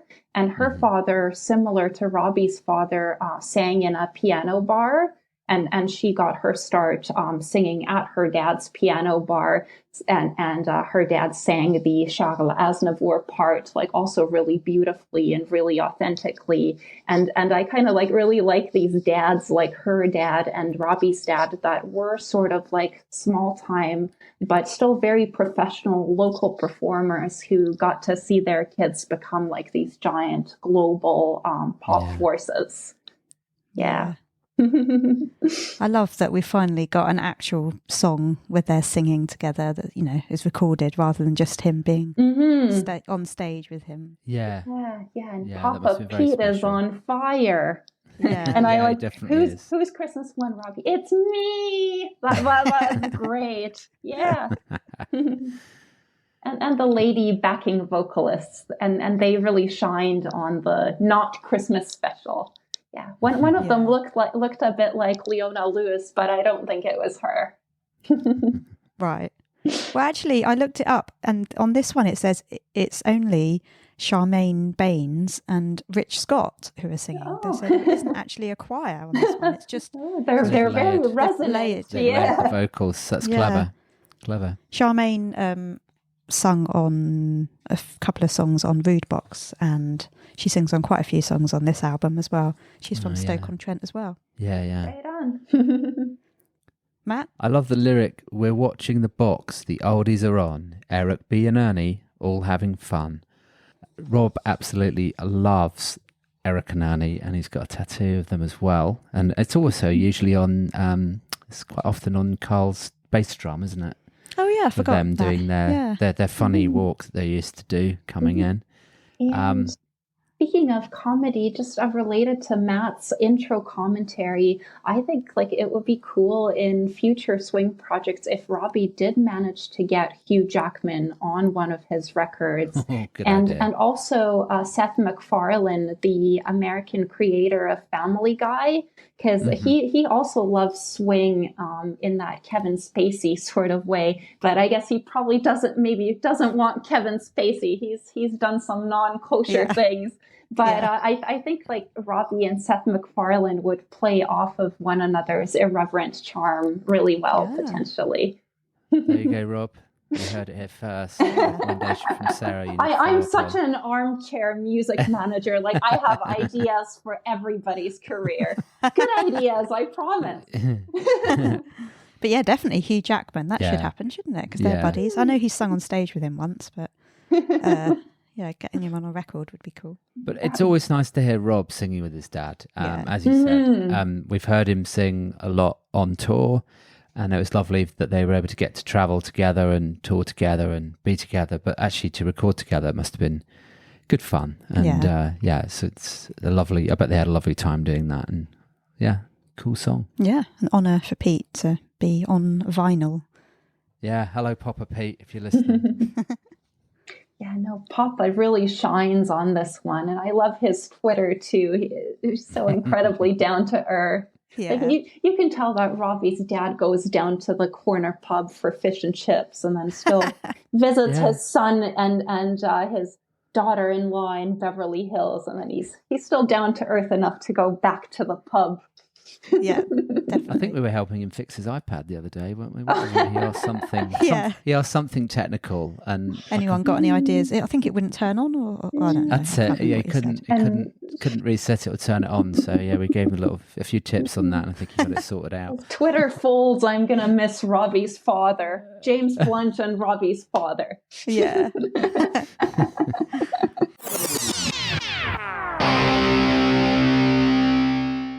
Hi, I'm Robbie Williams, and you're listening to Robbie Williams Rewind with the Champions. Right, the next song is Let's Not Go Shopping. Yeah. All right. Written by Rob, Kelvin, Rich and Danny again.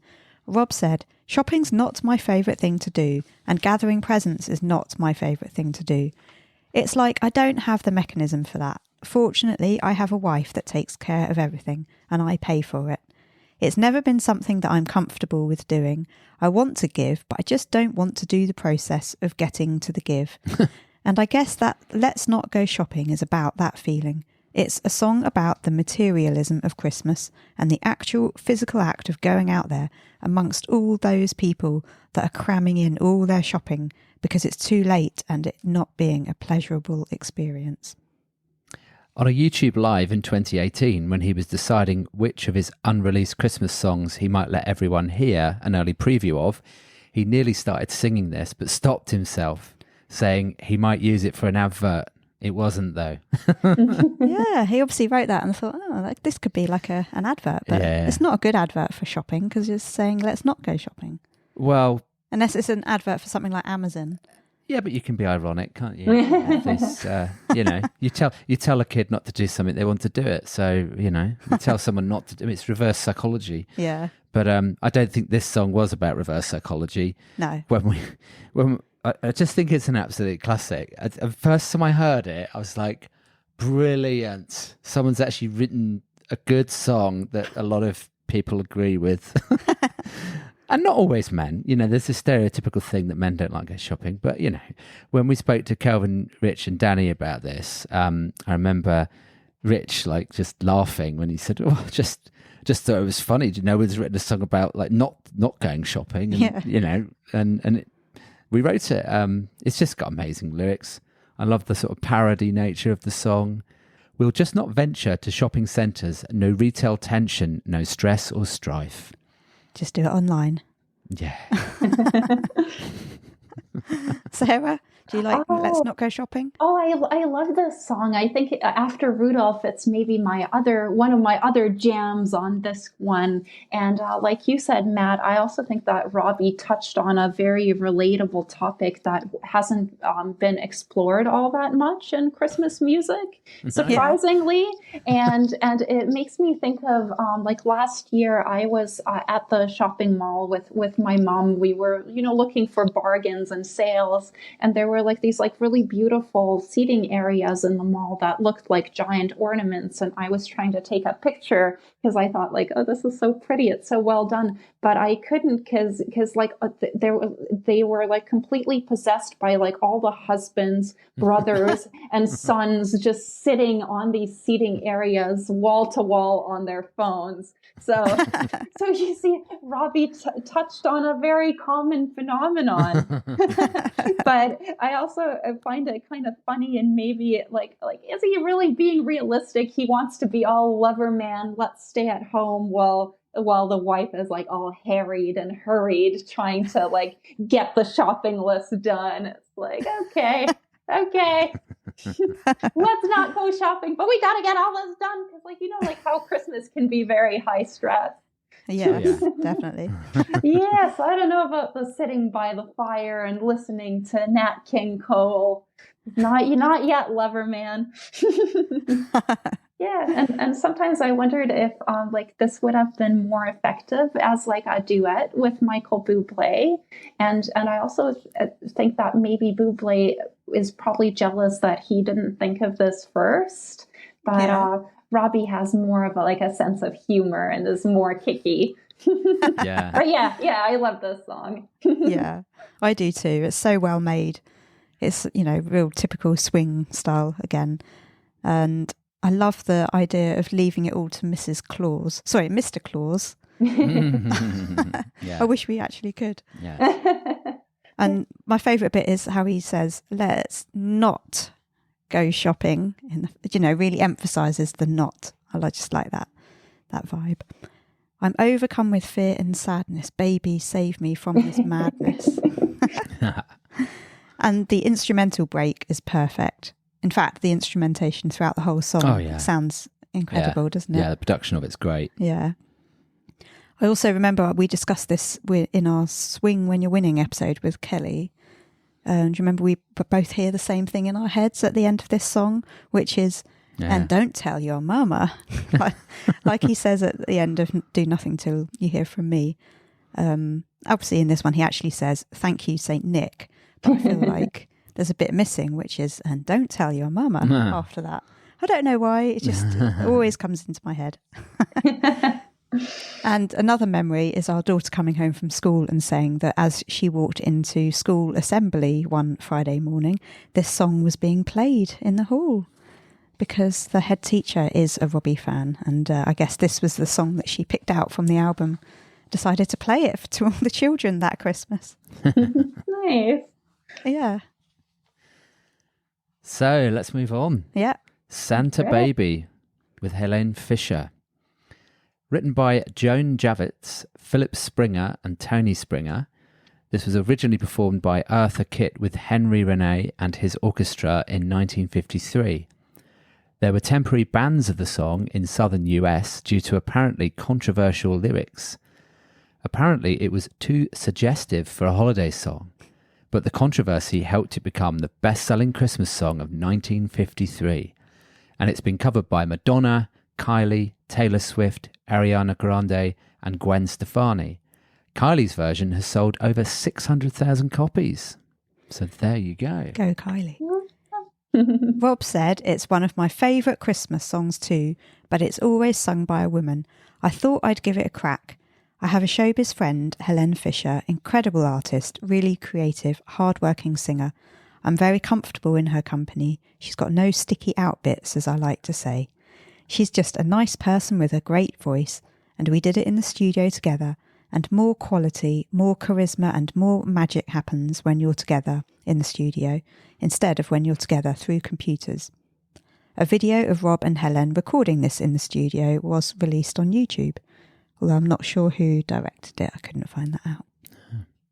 So what do you think, Sarah? Ooh, I have a lot to say here. So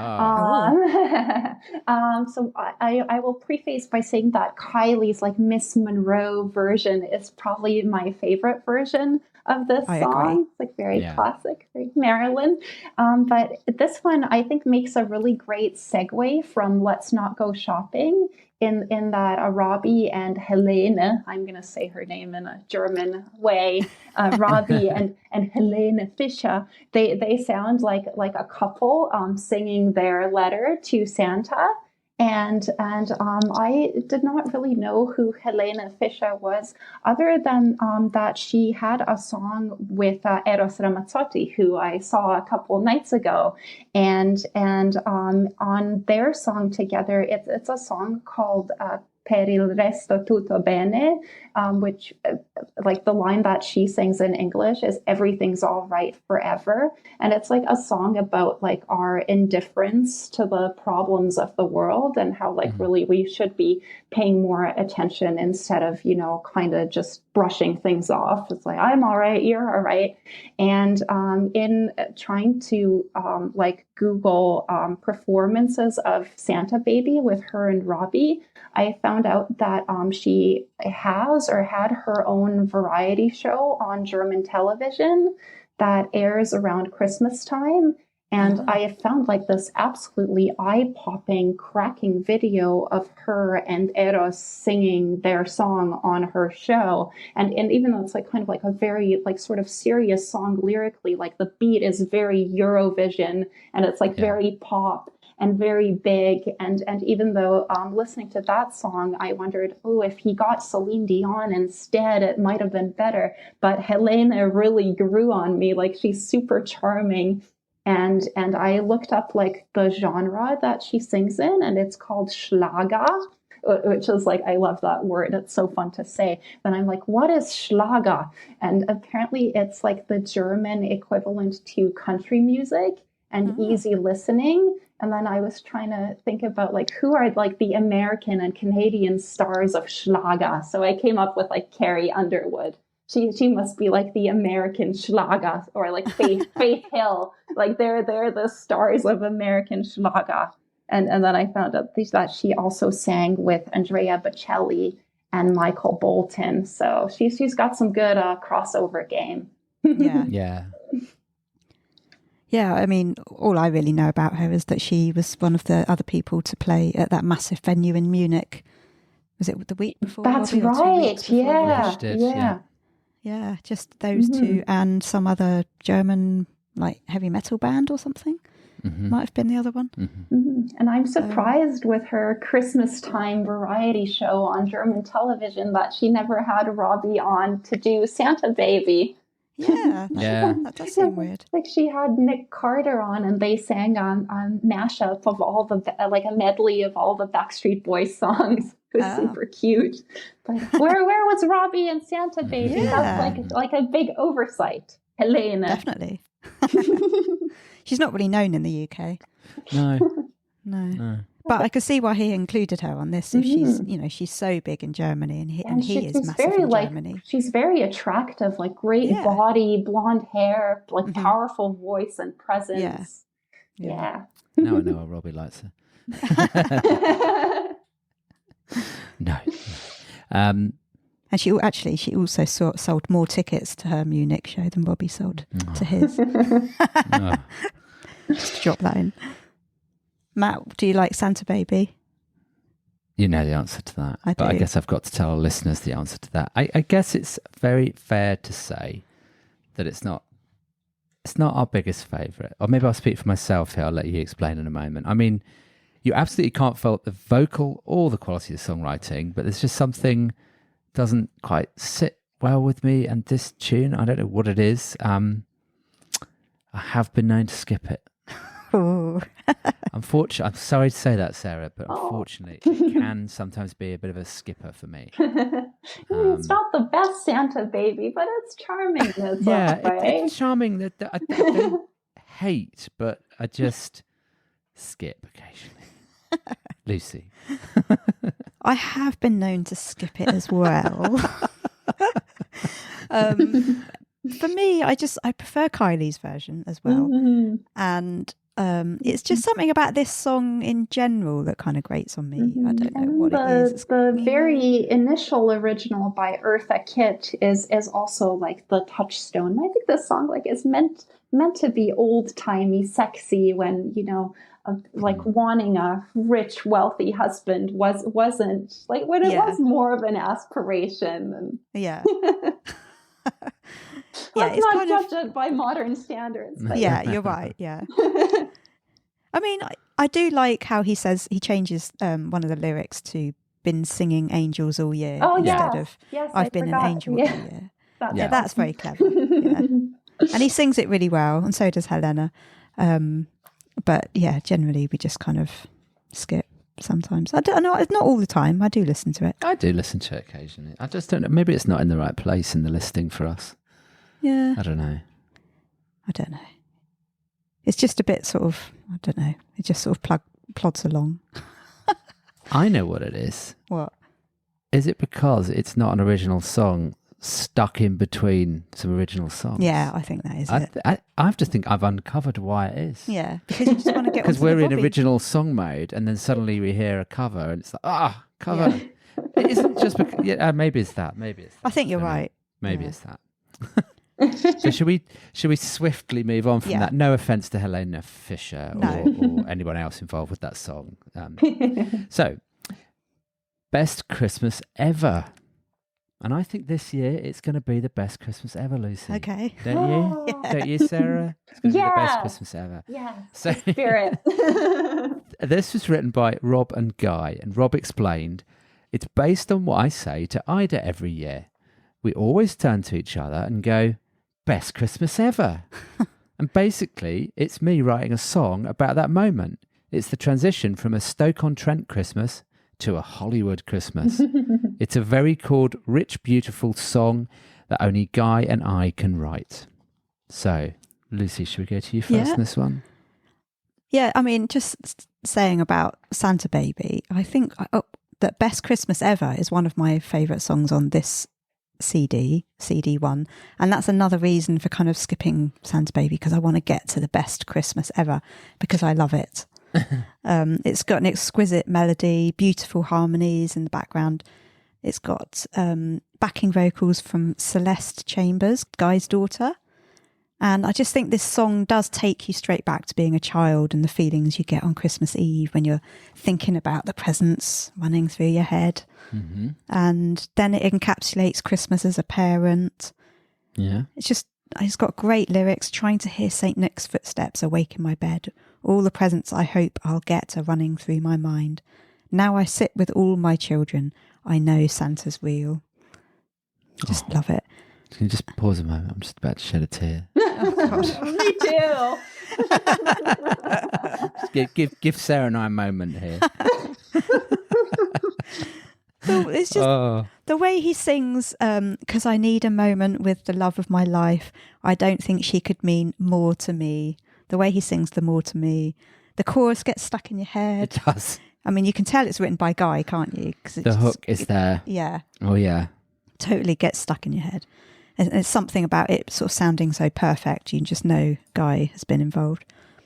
It's beautiful to hear how Rob has come full circle with loving Christmas, because obviously it's got that line, I remember those dark Christmas days when fairy lights would vanish in the haze.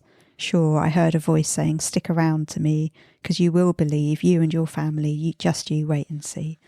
And it's come true, he's now loving Christmas and loving life, and so it makes you just feel all warm and fuzzy, this song. Mm-hmm. And just a side note that this is my mum's favourite song on the album, and she was really gutted that he didn't play it at Wembley. Yeah, she was very upset about that. But why didn't he play it? It's the best song. She didn't demand her money back, though. She still enjoyed the evening. Yeah. Yes. Sarah, would you like to go? All right, yes. I'm going to read you from my notes again. Okay. 'Cause it'll help me be a bit more concise. I wrote, nice tune of RW's journey and appreciation and gratitude for what he has now. And yeah, I think it is like a nice metaphor for how far he's come in life, from Stoke to Hollywood and everything in between. And when you ask me, what does Robbie mean to you? I think that's also part of what makes him daddy, is that he's become this very endearing, successful family man, seemingly against the odds. Because I can't say I necessarily saw that coming back in 2007. And I also wrote, warm voice that brings the message of the song home. And it really is in his delivery. And I also like the sound of this song. It's also like Rudolph, one of the more modern sounding sounds. Compared, especially when juxtaposed against the more old school swing. And it has that vibe of the British songs from the 80s, from the Thatcher era, that kind of are a bit bittersweet and echo hard times and struggle. And I like that aspect of it too. Yeah. It's a beautiful story song. I can just imagine them saying to each other, "Best Christmas ever," and because I've been re-listening to some of the Christmas podcasts, their Christmas podcasts, it always reminds me of that. Yeah. And there's an ode to Ida in this one, I can't wait to tuck them in tonight because I need a moment with the love of my life. I don't think she could mean more to me. Oh. Now. I know what Matt's going to say. On to the bells. There are some, and I love this track, right? 100%. I'm totally with you too. It's brilliant. It's amazing. I love it. But there are some tinkly bells towards the end in this track. And I'm not a producer or a mixer. I am a podcaster and an editor, but, amateur. But I feel as though they've got the levels slightly wrong on the bells, or the slightly wrong tone. I don't know. They come into this track and completely overpower it. I remember those dark Christmas days. Ding, ling, ling, ling, ling, ling, ling. When the fairy lights would vanish in the haze. It's just... I know what they were trying to do, and it is a festive sound, but it's just a few decibels too high. Do you agree? I do agree, because when I told Lucy, she couldn't stop noticing it after that. I hadn't noticed it before, and then Matt pointed it out, and now I can only hear that. So now all our listeners, when you listen to that, listen for the ding-a-ling-a-ling-a-ling, and you'll be like, oh, Matt said it was a bit too high. Yeah, it just needed tweaking down a little bit. But doesn't the choir soften it a little? Sort of, but it's very distinctive. Now you listen to it, you'll never not hear it. But I was thinking about that. Thank you, Matt. That's my pleasure. Always like to be of service. I was thinking about it, and the line that they jingle on is when he's saying, I remember those dark Christmas days when fairy lights would vanish in the haze. So is it because he's in a haze and he's and they're trying to wake him up? Yeah, or he's not really with it, and everything's all... Oh, and they're supposed to sound a bit dystopian and weird. Yeah, and because he's sort of having a really bad time. This is deep. And Christmas, he's hating Christmas. And so those bells are going on because he's in that bad time. Oh. And then the bells stop when he gets back into saying how he likes Christmas again. Oh, I just wasn't connected with it on that level. I don't know, it was just a thought. I was trying to work out why they might have been put there. That's a very good... That's a very good argument for them being like they are. Yeah, hopefully there is a reason for it. Wow. You should do a music commentary podcast. Oh.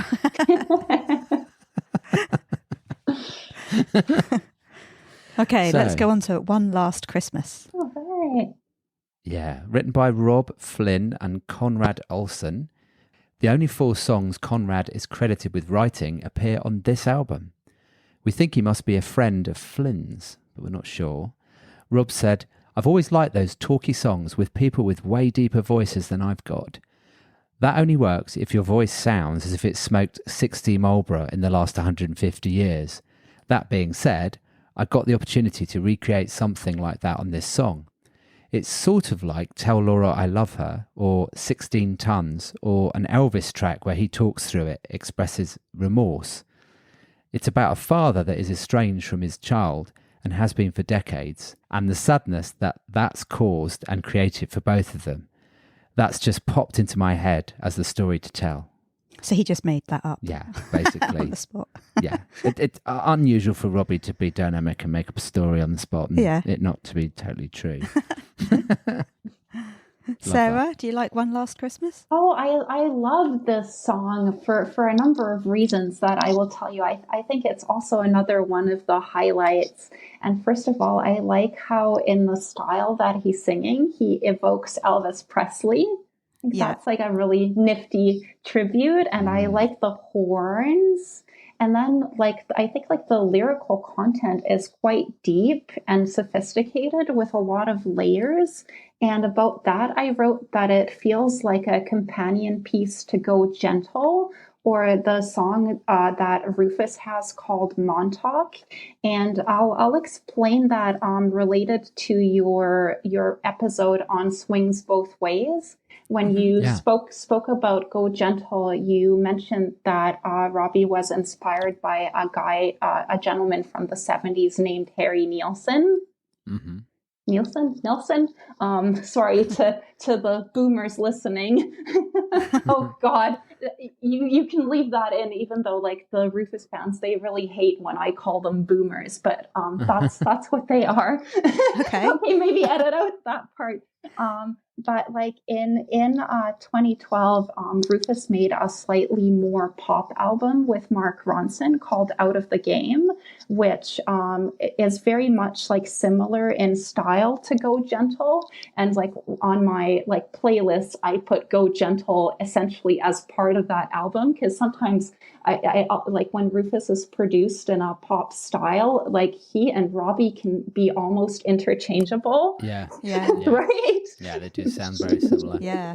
And I think the Rufus fans would murder me for saying that, but this is a pop podcast. And But I agree with you though, because on Hotel Crazy, it's hard to distinguish who's singing which line, and until we really researched that song and listened to it and looked at the lyrics and understood it, I actually thought that Robbie was singing and it wasn't, it was Rufus at one point. So and then in some of those songs that Guy Chambers did with Rufus, he sounds nearly identical to Robbie.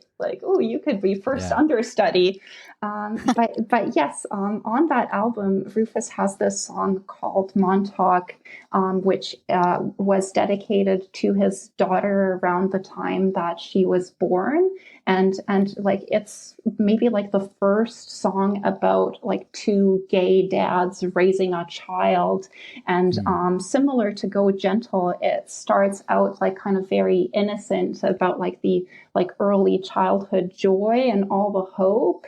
And then in the later part of the song, it imagines decades down the road and kind of your child looking at you as an adult with all your flaws and hoping that your children won't desert you and that they'll still love you even if you're not a perfect dad. And I think in the music industry, fathers who are musicians are really scared of being absentee fathers, and they don't want to repeat the mistakes of their own dads.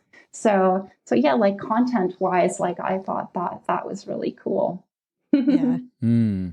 Yeah, and I think Robbie doesn't have too much to worry about. He seems very involved, and yeah, I don't see him begging his kids to give him one last Christmas down there. No. They'll be happy Christmases. I think he's found balance now. Yeah. He's got the balance right. And I totally agree with you both. Huge Elvis influence here. And although it is sort of a slightly more modern style, it does feel a little bit old fashioned, especially with the wah wah and the trumpet. Yeah. But yeah, I think you've covered it all. I haven't got too much more to say about this one. Okay. I like it. I think if Rob was to sing this live, you could really see him doing like Elvis. You know, he does his Elvis moves. I'd like to see that. And I love it when he sings in his deep voice. But it's actually really quite a sad song, isn't it? You might not recognise me anymore, but darling, it's your daddy. Please forgive me for what I've done. And then in the bridge, I left your mother to be a father too, and I realise I lost my life when I walked out on you. Yeah. Sad, very sad. But it's done in such a sort of nice way, you know, with the Elvis kind of vibe. You sort of just focus on that more. I don't really listen to the sadness in it. No. Listen more to the nice vibe. It was important to highlight that because like it like really reminded me of like some other songs I've heard, and I think like Robbie put a lot of thought into this and probably studied like Harry Nilsson, and maybe he studied Rufus as well and put some of that in there. Yeah, but it's a cool song, isn't it? It's like 50s kind of style, I would say. Yeah. Is that right? Yeah, I think so. Okay, shall we move on to our next track? Coco's Christmas Lullaby Reprise, written by Rob, Kelvin, Rich and Danny. And obviously there's not really much to say about it because we've already talked about the song, and this is just basically Rob giving his little Christmas message, isn't it? Yes. What I found funny about this is Kelly from our Swing When You're Winning episode pointed out in chat in 2020, little did we know how apt the lyrics would be for 2020, because obviously he says, but next year, more than any other year, I got a feeling that if we keep strong and keep on keeping on, we're all going to be okay. And he was right. He said that in 2019, and in 2020, you know, more than any other year, we had to keep strong. And obviously not everyone was okay, which is very sad. But yeah, it was just a funny little thing that she noticed. Yeah, it's a reprise, so I'm not sure there's much more to say apart from, yes, it's been another crazy year. Loving the message from my house to yours. Night, night, everyone. Night, night. That's always going to be relevant. Boom, boom, boom, boom. Or something like that at the end. Sarah, what do you think of this? Yeah, I think it's cute. There's always next year, and he says it kind of with his sassy, charming wink. Yeah. And I think like every year, some people will have had a great year and some will have had a difficult year, and there's always some craziness. So I think that'll always be relevant whenever we listen to this record. And we've had some crazy years, but now those of us that have been fortunate enough to survive COVID, we're on the other side, and live music is back, and it's absolutely like the performers are back out like all guns blazing. It's kind of like quite amazing. It is. I was thinking it's a bit like the Queen's Christmas message. Yeah. Oh yeah. Yeah.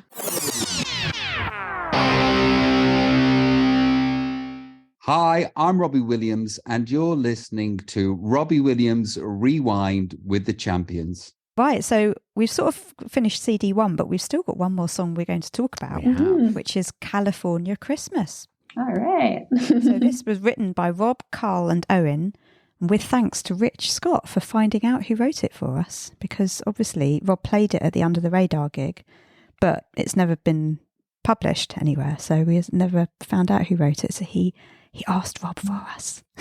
Yeah, thanks, Rich. And when Rob introduced this at the gig, he said, I played it to Guy the other day, and he said, this is fucking brilliant. Why didn't you play me this? And I said, well, I fucking did. So hopefully there'll be another Christmas album and we'll put this song on it. So who knows, maybe we'll get this on an album one day. Yeah. He did also mention maybe doing an Under the Radar Christmas album, because he had so many Christmas songs that he could put on it. That would be good. Do it, Rob. We need to hear that. Yeah. Also, he did find it funny, didn't he, at the Under the Radar gig, that people seemed to know the words. Yes. Even though he'd only ever sung it a couple of times on Instagram. Yeah, and then someone recorded it and just And now it's on published YouTube, it and, yeah. That's why they know the words. And that's why we're now able to talk about it, because there's a pretty good version, thanks to Chris from our Under the Radar episode, creating a nice video of it. Yeah, absolutely. And make sure that you look at that episode, our Under the Radar concert episode, because Chris has made a full-length video of the whole concert. Yeah. And this song is on there, so you can hear him sing it live. Sarah, do you like California Christmas? I do. I am a big celebrity geek from the West Coast, so I do really appreciate all the clever wordplay and the Americanisms. Like, I wrote down some of my favorites here. I am a lost angel. Lost Angel, Los Angeles. Oh, of course. I hadn't thought of that. and then like how Santa comes from central casting. So Santa's auditioned. Yes. And then the wealthy moms, like that's very Beverly Hills. Yeah. The wealthy moms. And I just wish like he had finished it, and I think it might have like brought his album more into the now, and kind of like it would have made him come off more authentic than like him, for example, singing "Let It Snow," because he is California Christmas. Yeah. Yeah, I wish we'd had this song on the album instead of one of the covers, but I guess they had to. It would have been cool if like the musical arrangement, if he managed to incorporate sort of something that sounds like classic Tupac, like that, like a type of like California beat. Oh yeah, I know what you mean. Yeah. Stick a dubstep jungle beat behind it as well. Yeah. I think it's a lovely song, and it's so nice of him to play it at the Under the Radar gig. I mean, who doesn't want a Christmas song in October? I mean, yeah. And I love some of the lyrics in it. I mean, I didn't know that Lost Angel, that was lost on us. So there's a new learning, right? But he says, "I say Happy Christmas, folks, not holiday season." And I know we joked about that at the beginning of the episode, and we were joking about that respectfully, and we understand, that it is a holiday for some people and not Christmas for others. So, although it's never going to snow in Hollywood, I just think Rob must really like this one. To put it into Under the Radar, as he did, is obviously he's got a soft spot in his heart for it, and he wanted it to, be there. 19 years ago, if I wake up tomorrow and I'm still alive, I'm going to change. Thank you, California. Yeah. I think that's good. And he's really enjoying the harmonies at the end, really into it and beaming and smiling, that Under the Radar gig performance I'm talking about. Yeah. In kind of a modest sort of way. And he goes, "Do you know how I know you're proper mentals? Because you know the words to that fucking song." Didn't say it quite as angry as that, but Something I noted, this is the second of his songs to mention Charlie Sheen. Because obviously he says clean like Charlie Sheen. I really like that song, Clean. Yeah, clean of Life Through a Lens. Yeah. And on this one he says, "I moved in next to the Kardashians and Charlie Sheen." But I don't think the Kardashians were a thing 19 years ago when he moved to LA. I'm pretty sure they didn't live in a mansion then. I don't reckon they lived next door to him then. But yeah, we definitely had to include that song. And I feel like that fits more with CD1 than CD2 because it's a bit more of a kind of old-fashioned style, even though the lyrics are modern. I don't know. What do you think? I'll go with you on that one. Yeah. Agree. So then we just thought we'd mention some of the promo gigs and appearances that Rob did for the album. His first was at Hits Radio Live in Manchester on the 17th of November, followed by the Royal Variety Performance, Jonathan Ross, Michael McIntyre's Big Show, Loose Women, The Magic of Christmas Gig, and he even read some bedtime stories on CBeebies. Yes, he did. And here in Canada, our national broadcaster, the CBC, aired the Royal Variety Show. And I got to see Robbie in his tartan trousers on my HDTV. I was so happy. And I don't know who was in the audience, if it was Charles and Camilla or William and Catherine, like I think it was above. Like that excited me, like that they were like right there in their little box. And Yeah. That was cool. He also featured in TV adverts for Alexa, as well as voicing Kevin the Carrot in the Audi ads. Yes, Kevin the Carrot. Did you see those adverts? Oh, you must have seen them on YouTube or something. Yeah, and I had, like, when I was a kid, we lived in Germany for a bit, and yeah, Aldi, it was one of the main grocery stores there. Of course, yes. It's everywhere in the UK now. Nearly every town has an Aldi. Yeah, they're everywhere. I think he was quite proud of being Kevin the Carrot. Yeah. I thought it was quite funny, didn't he? He did. In Germany, he went on to the NDR talk show, Ein Herz für Kinder Gala, A Heart for Children, and performed 6 songs at a theatre for Radio Hamburg. A full concert-length TV show was recorded and televised in Poland on the 8th of December. He was on the X Factor in Italy and on Miss France. In between all of that, he somehow found time to go to Port Vale to announce the upcoming gig, attended the premieres of Boy in the Dress musical and the band musical, and did some promo for The Tiger Who Came to Tea. He was very busy. Rob was also due to go to Australia to promo the album in December 2020. A concert with Smooth Radio had already been announced for the following Christmas, but obviously it got cancelled. Sad. Yes. And then one of the first things that he did also was Winter Wonderland, which we mentioned earlier. Very exciting.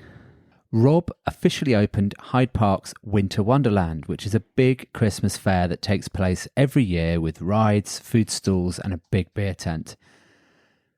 AAA users of the app could apply to win tickets to a secret gig taking place in London that very evening, which was the night before the launch of the album. Yes. Whoa, how exciting. It was. Was that? And I was actually at school working, and Let's just say you're not at school, you work at school. Yeah. Oh, okay, yeah. Nice. And my Fitbit buzzed, and it was my friend Sarah saying, Robbie's giving tickets away for tonight in London. And I was like, oh my God, because obviously you're not supposed to look at your phone. There's so many Sarahs in the fandom. I know there is. We've had so many Sarahs on this. We have actually, yeah. And so luckily during break time, I was able to get on my phone and enter this competition to win tickets. And we got 2 tickets. But then we had to try and find someone to babysit for the kids.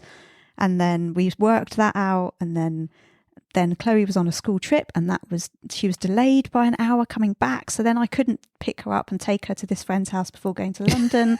So then I had to arrange for someone else to have her. And then they picked her up. Oh my God, they picked her up. And then I just got on the train to London, met you there because you were already in London that day. Yeah, I happened to already be in London. I was already working up there, and I couldn't get involved in all the stress that was happening at home. No. So unfortunately, I tried, but yeah. So then when we actually got to the thing, and it was just in the beer tent. It was in the main. I think our names were on a list or something. And they said, "Oh yeah, just go into the beer tent." And there was no one checking. You didn't get a wristband or anything, I don't think, did we? No, it was just secret because nobody else. So there was thousands of people in Hyde Park, but nobody else knew that gig was going to just suddenly pop up and happen. Yeah. So we were just directed to it and just said, "Go in there." I think we did have a wristband or something on, but we to guarantee that we didn't. Got in. We weren't in any particular secure area or anything like that. No. It was just go in that tent. Went in, saw the stage, thought, "Oh, okay. Well, it's difficult, wasn't it? Because a lot of our other friends were there, and everyone was like, well, if we go and all congregate around that stage where there's no one playing at the moment, it's going to look a bit weird." And then somebody else came on for a bit, didn't they? There was another guy singing, I think. Oh, was there a DJ or something? Could have been a German umpire band or something that came on, I think. Yeah, might have been. And people weren't sure quite what to do, were they? Yeah, we weren't sure whether to bring attention to the fact that something was about to happen, or whether we were supposed to sort of just do our normal and stand by the barrier. But nobody else knew that an A-lister star was just about to appear on that stage. So, but there was a lot of people milling about near the front, ooh. And then as Robbie was coming on stage, like just before, I was still trying to sort out the babysitting for the kids because I'd worked out that it was getting late and we weren't going to be back till late, and I couldn't leave them at this friend's house because it was rude for them, and so I had to call a different friend and say, can you pick up our kids and take them back to our house, because she had a key to our house. So as Robbie was coming on stage singing, I was still texting on my phone trying to fix these issues. The things we do for our pop star Robbie Williams. Yeah. It's Honestly. amazing. You guys Family logistics. Honestly, these poor children get pushed from pillar to post. It must sound they like get that. looked after very well. This is the odd occasion. And Yeah. We've got some very lovely friends who help. Yeah. And You family. two go so far back. Like, it really blew my mind when I found these photos, Lucy, of you with all the lads from Take That. When Oh, you, yeah. had, Oh, yeah. you had brown curly hair, and those pictures are so great. And it just it speaks to your legacy in the fandom. Yes. Yeah.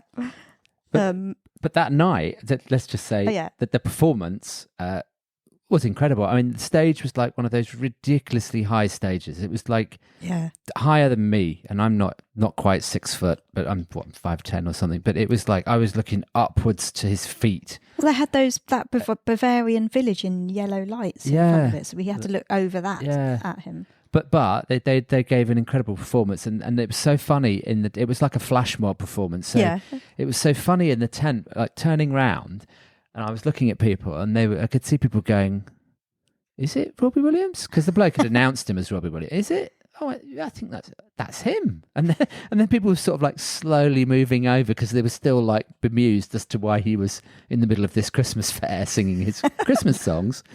But yeah, it went down well, didn't it? He sung Christmas, Baby, Please Come Home, Merry Christmas, Everybody, Winter Wonderland, Feel, and Angels. Yeah. And then when he was singing Angels at the end, everyone all around the beer tent all stood on the tables. Everyone got up on the tables and on the sides, and it was amazing. Yeah, it was quite something.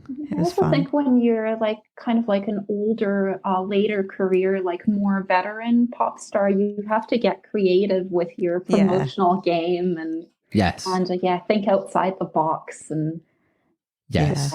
Because it made the press, didn't it? It did. I think it got good coverage, and I have a feeling that Ida would have fully supported it as well, because I think there's pictures of them. Hadn't they been to Winter Wonderland in previous years? Yeah, they love They love all that. So I think it was all in the Williams household. It was like, yes, you've got to do this. Yeah, and then he did a Radio 2 gig on the 29th of November, listeners, which is my birthday.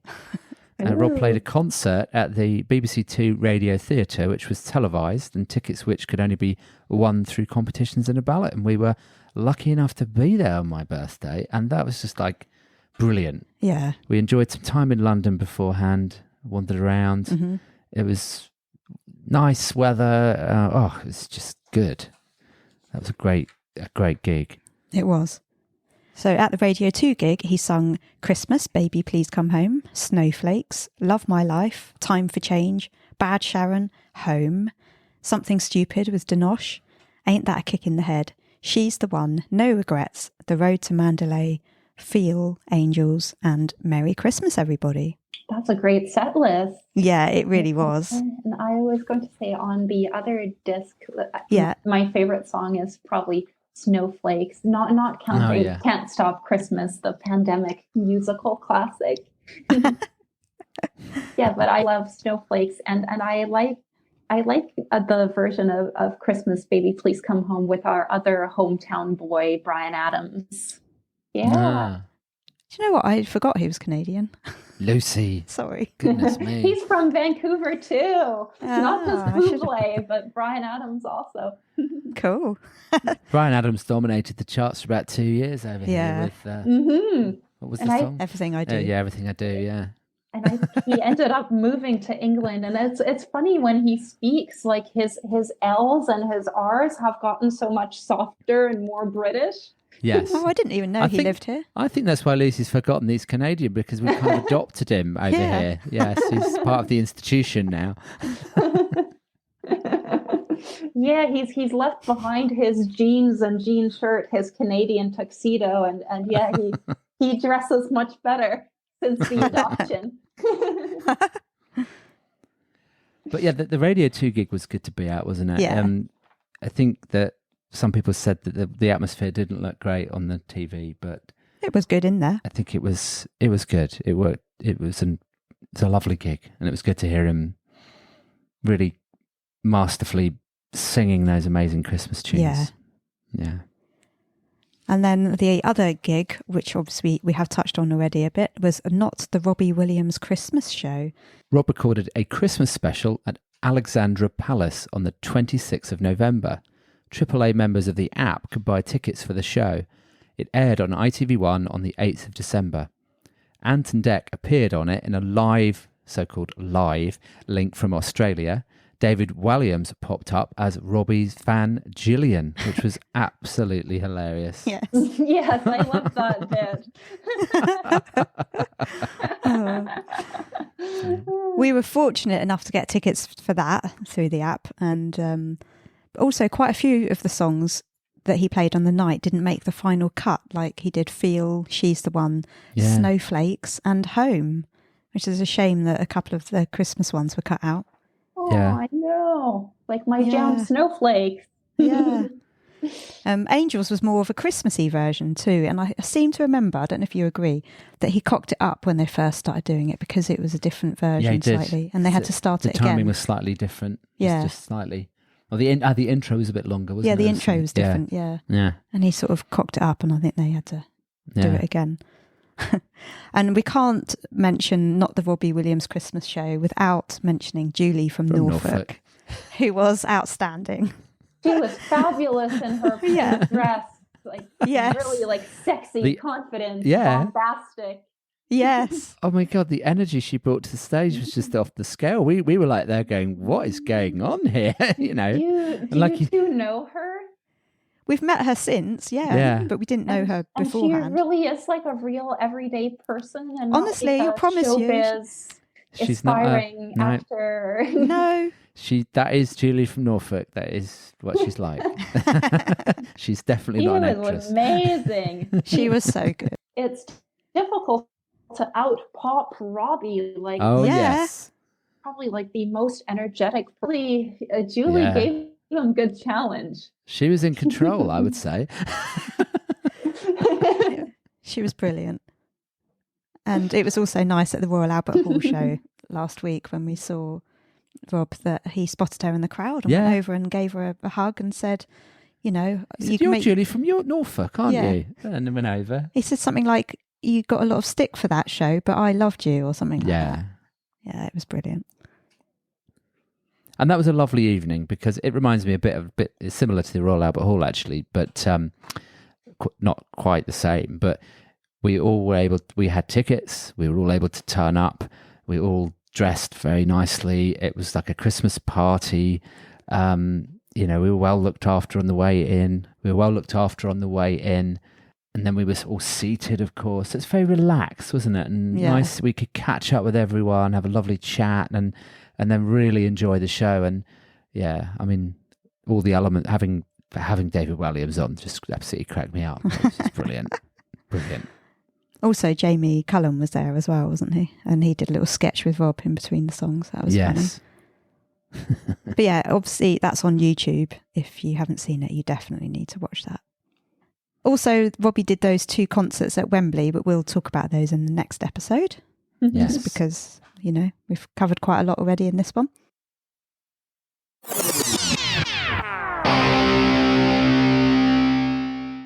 So, just before we wrap up this episode, make sure you subscribe to the podcast so you don't miss out. And also, Lucy and I would really appreciate it if you can leave us a star rating. You can do this on both Apple and Spotify podcasts. We would also love it if you could write us a short review, and you can do this on Apple.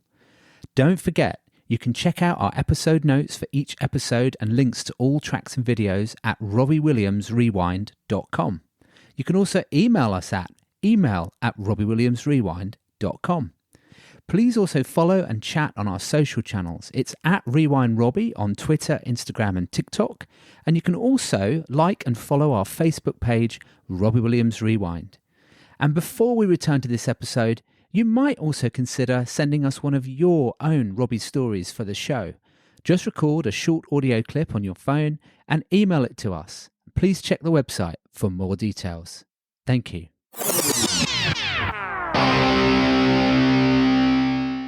Hi, I'm Robbie Williams, and you're listening to Robbie Williams Rewind with the Champions. So we've reached that point. We've reached the end of the show. It's the end of the show. So it's time for us to each pick our favourite track from this episode. So in usual tradition, Sarah, as you're our guest, you are allowed to choose first. So what would you like to choose and why? I must say it's my and Lucy's jam, Rudolph, because it's our jam. Yeah. Originality, sexiness, sass. Yeah, it definitely stands out. It definitely does. And it should have been the single. Yes, 100%. Yes. That emoji that I use all the time, the 100 underlined. What a great choice, Rudolph. So that makes the playlist. Good. I'm glad that's on the playlist. Well, obviously that was going to be my first choice as well, but Mine. And yours. I've got a short list here that I've just crossed it off of. So, but it is the best song on that CD. So my next best song is Best Christmas Ever, obviously, if you couldn't guess. And that's, because that's so good. It's just brilliant. And it's a Guy Chambers song as well, which we haven't had many of so far on this CD. So. No, that's true, actually. Yeah, it's a really good song. Yeah. Good choice, Lucy. So far, you've both got 2 out of 3 of my shortlist. So I've got 1 left, which is good. I thought I'd better pick 3. And it seems as though we're all concurring with each other here. For the pure comedy value and the incredible lyric writing and just the sheer amazingness of this song, I'm going to pick Let's Not Go Shopping. Yeah. Yeah. One of my favorites too. Yeah. Love it. It's brilliant. Calvin, Danny and Rich, classic song. Yes. And Rob, of course, but yes. And Robbie's a husband and you're a husband and probably the 3 gentlemen that wrote it. You can all relate. I will admit that Lucy has pretty much got the shopping covered in our house when it comes to Christmas. Yeah. She does a good job, and I only occasionally get involved. Yes. So when I'm really needed to. So, but I would do it. But Lucy just has a very good system now. Yes. Don't you? So we don't really go out shopping like trawling malls for hours on end, do we? I mean, we'd go out, but it's generally online. Yeah. Yeah, I was going to say with Amazon, you don't have to do that anymore. No. So thanks for listening, everyone. Tune into the next episode when we'll be joined by Caroline from Austria to talk about the second CD. More Christmas cheer on the way. Yeah. Austria is a very Christmassy place. Yeah. Yeah. But hey, so's Canada. Represent. Yes, Yes, absolutely. We have got the right Christmas guests on both episodes, Sarah. Thank you so much for joining us. It's been a pleasure to properly talk to you about your Robbie journey and how much you love him and his work and Christmas. And I love your blog and your podcast. It definitely has kept all those fires burning and reminds me of why I love him so much. And he has a special place in my heart. Oh, thank you. Well, we have to acknowledge that you were one of the very early listeners to get in touch with us back in the early days when we first got started. And it was lovely to hear from you. I know a lot of people do get in touch with us, but yeah, we remember that. Oh, that's wonderful. And yeah, I felt so inspired by the gentleman that did the Sing When You're Winning. It was his name, American Paul or American Paul, right? Yeah, I could totally relate to him. Like I came on board a few years after he did. But yeah, everything he says, a lot of that has been my experience too. Yeah. I can imagine. Well, from our house to yours, have a happy Christmas. You I've heard too. that one somewhere before. Happy holidays. Happy holiday season. Happy holidays. Yeah. Yeah.